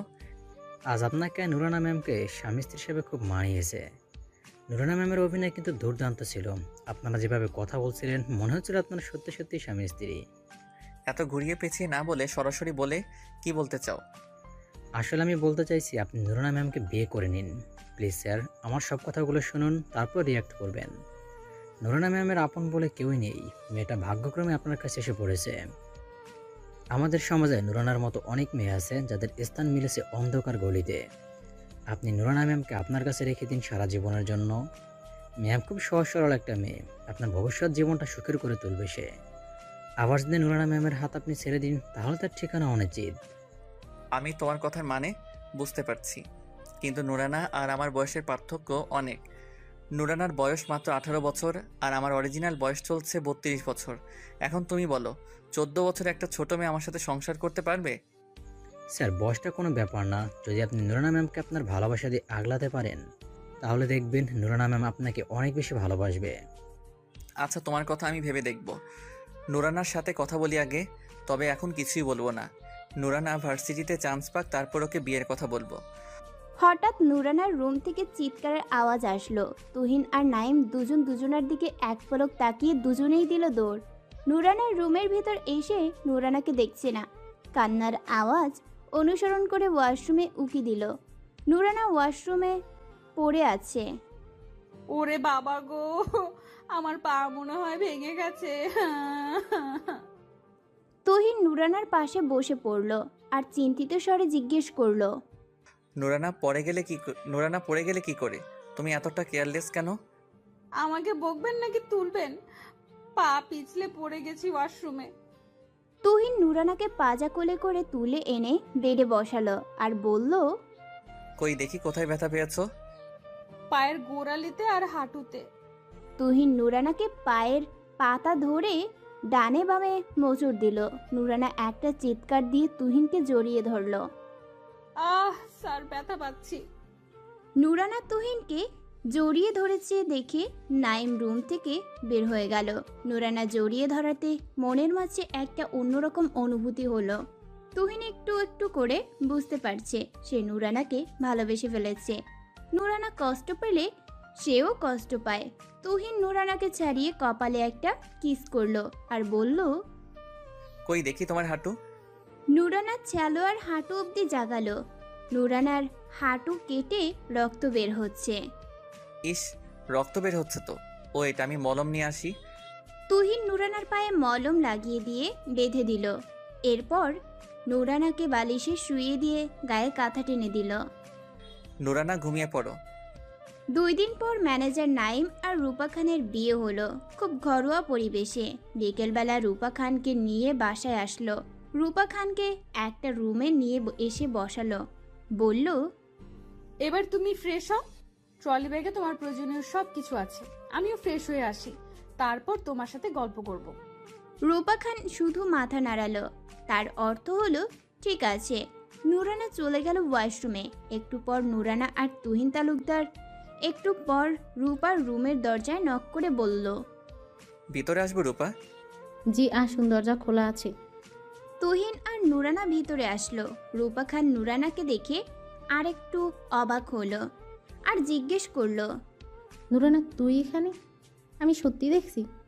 হ্যাঁ, আমি নুরানা। রূপা আপু, তুমি ঠিক দেখছো। কিন্তু আমি তো কিছুই বুঝতে পারছি না। তালুকদার বাড়িতে তুই, কিন্তু কি করে? নাইমের বাবা মা কোথায়? আর এই লোকটাই বা কে? আমি বলছি আমি কে। আমি আর নুরানাই হলাম মিস্টার তালুকদার আর মিসেস তালুকদার। এটা আমারই বাড়ি, আর আমি সম্পর্কে তোমার বড় ভাই হই। আমার কিন্তু সবটাই গুলিয়ে যাচ্ছে। আমি কিছুই বুঝতে পারছি না ঠিক কি হচ্ছে। তাহলে নাইমকে? সবটা বলবো, আগে নিজেকে ধাতস্থ করো। এখন তোমার সামনে এমন কিছু আসবে যেটা শোনার পর নিজেকে শক্ত রাখতে হবে। আপনি বলেন, আমি শোনার জন্য প্রস্তুত। আমি হলাম তুহিন তালুকদার, তোমার মায়ের প্রথম সংসারের সন্তান। তোমার মা আমার বাবাকে রেখে তোমার বাবাকে বিয়ে করে। কেন করে জানো? কারণ আমার বাবা খুব গরিব ছিল। তোমার বাবা মোটামুটি একটা ভালো জব করতো, তাই তোমার মা আমার বাবাকে ছেড়ে তোমার বাবাকে বিয়ে করেছিল। আমি তার সন্তান হওয়া সত্ত্বেও আমাকে রেখে চলে যায়। আর যে তন্ময়কে তোমার ভাই হিসেবে জানো, আসলে সে আমার ভাই। আমি আর তন্ময় একই বাবার সন্তান। আমি আপনাদের কোনো কথাই বিশ্বাস করি না। আপনি যে কথাগুলো আমাকে বললেন তার কোনো প্রমাণ আছে আপনার কাছে? আপু, তুহিন স্যার কিন্তু এক বিন্দুও মিথ্যে বলেনি, সবটাই সত্যি বলেছে। আপু, চাচি আমাকে এতিম করে দিয়েছে। আমার বাবা মাকে চাচি খুন করেছে। আমি কোনো কিছুই বিশ্বাস করি না। তোমরা দুজন মিলে আমাকে মিথ্যা বলছো। আমি এখনই বাড়ি যাব, মায়ের সাথে কথা বলবো। আচ্ছা, একটা কথা সত্যি করে বলতো, আমাকে মিথ্যা বলে বিয়ে কেন দিয়েছিস? তোদের উদ্দেশ্য কি? আমি তোমাকে প্রমাণ এখনই দিচ্ছি। তুমি এখন কোথাও যেতে পারবে না। চুপ করে বসো। সত্যি মিথ্যার প্রমাণ এক্ষুনি হয়ে যাবে। হ্যাঁ, আমিও প্রমাণ দেখতে চাই। আমার মায়ের নামে এত বড় একটা অভিযোগ এনেছিস, তার প্রমাণ সচক্ষে না দেখে বিশ্বাস করে নিব? ওকে, ওয়েট করো। তুহিন তালুকদার চলে গেল নুরানার সেই ডায়েরিটা নিয়ে আসতে। একটু সময় পর তুহিন তালুকদার ডায়েরি নিয়ে ফিরে আসলো। ডায়েরিটা রূপার হাতে দিয়ে বলল, ডায়েরিটা পড়ো। সমস্ত কিছু প্রমাণ এই ডায়েরিতে পেয়ে যাবে। আর একটা কথা, ডায়েরিটার হাতের লেখা তোমার বাবার। আবার বলো না ডায়েরিটাও ফেক। রূপা ডায়েরির প্রথম পাতা খুলে নিজের বাবার নাম লেখা দেখল। পরের পাতায় বাবার হাতের লেখা। রূপা বলল, হ্যাঁ, এটা আমার বাবার হাতের লেখা, এটা নিয়ে কোনো সন্দেহ নেই। আমাকে একটু সময় দিন, আমি ডায়েরিটা পড়ি। ওকে, তুমি পড়ো। রূপা খান ডায়েরিটা পড়া শুরু করলো। ডায়েরির একটা পাতা রেখে অন্য পাতায় যাচ্ছে আর চোখের জল গড়িয়ে পড়ছে। রূপার কাছে মনে হচ্ছে ও কোনো বাংলা সিনেমা দেখছে। নিজের মায়ের এমন একটা কুৎসিত রূপ সামনে আসবে, রূপা সেটা কোনোদিন কল্পনাতেও করতেও পারেনি। রূপার অবস্থা খারাপ হয়ে যাচ্ছে দেখে তুহিন নুরানাকে বলল, নুরানা, তুমি গিয়ে রূপার পাশে বসো। রূপার পিঠে হাত রাখো, ভরসা পাবে। কিছু সময় পর রূপার ডায়েরি পড়া শেষ হলে ক্রন্ধরত কণ্ঠে বলে উঠল, তার মানে আপনি যা বলছেন সবটাই সত্যি? আর আপনি আমার বড় ভাইয়া? তুহিন রূপার মুখে বড় ভাইয়া ডাক শুনে রূপার পাশে এসে বসে রূপার মাথায় হাত রাখল। রূপা তুহিনকে জড়িয়ে ধরতে কাঁদতে কাঁদতে বলল, দাদা ভাই, আমি কোনোদিন কল্পনাও করিনি আমার মায়ের এমন একটা রূপ আমার সামনে কোনোদিন আসবে। আজ কেন জানি মাকে খুব ঘৃণা করতে মন চাইছে, কিন্তু মা তো মাই হয়। নুরানাকে এতিম বানিয়ে নুরানার সমস্ত সম্পত্তি একা একা ভোগ করতে চেয়েছি। ছি মা, ছি। আজ তোমাকে মা বলে ডাকতে আমার বিবেকে বাজছে। তন্ময় ভাইয়া যখন জানতে পারবে আমাদের মা একজন খুনি, তখন ভাইয়ার মনের অবস্থা কি হবে জানি না। তবে তন্ময় ভাইয়া কিছুতেই এই সমস্ত মেনে নিতে পারবে না। তন্ময় ভাইয়া মাকে অনেক বেশি ভালোবাসে।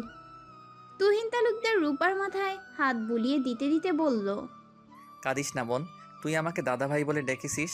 আমি কত খুশি হয়েছি তোকে বলে বোঝাতে পারবো না। চিন্তা করিস না বোন, তোর বাবা অন্য কেউ তাতে কি, আমাদের মা তো একজন। তোর এই দাদা ভাই তোদের দুই ভাই বোনকে ভালোবেসে বুকে আগলে রাখবে। আমাদের মা যে অপরাধ করেছে তার শাস্তি তাকে পেতে হবে।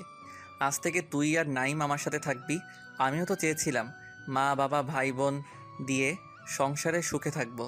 আর শোন বোন, নাইম কিন্তু খুব ভালো ছেলে, ওকে খারাপ মনে করিস না। তোকে চিজ করে বিয়ে করেছে ঠিকই, তবে সেটা আমার কথাতে। হ্যাঁ, তুহিন স্যার ঠিক বলে রূপা আপু। নাইম ভাইয়া অনেক ভালো ছেলে, দেখবে তোমাকে অনেক বেশি ভালোবাসবে।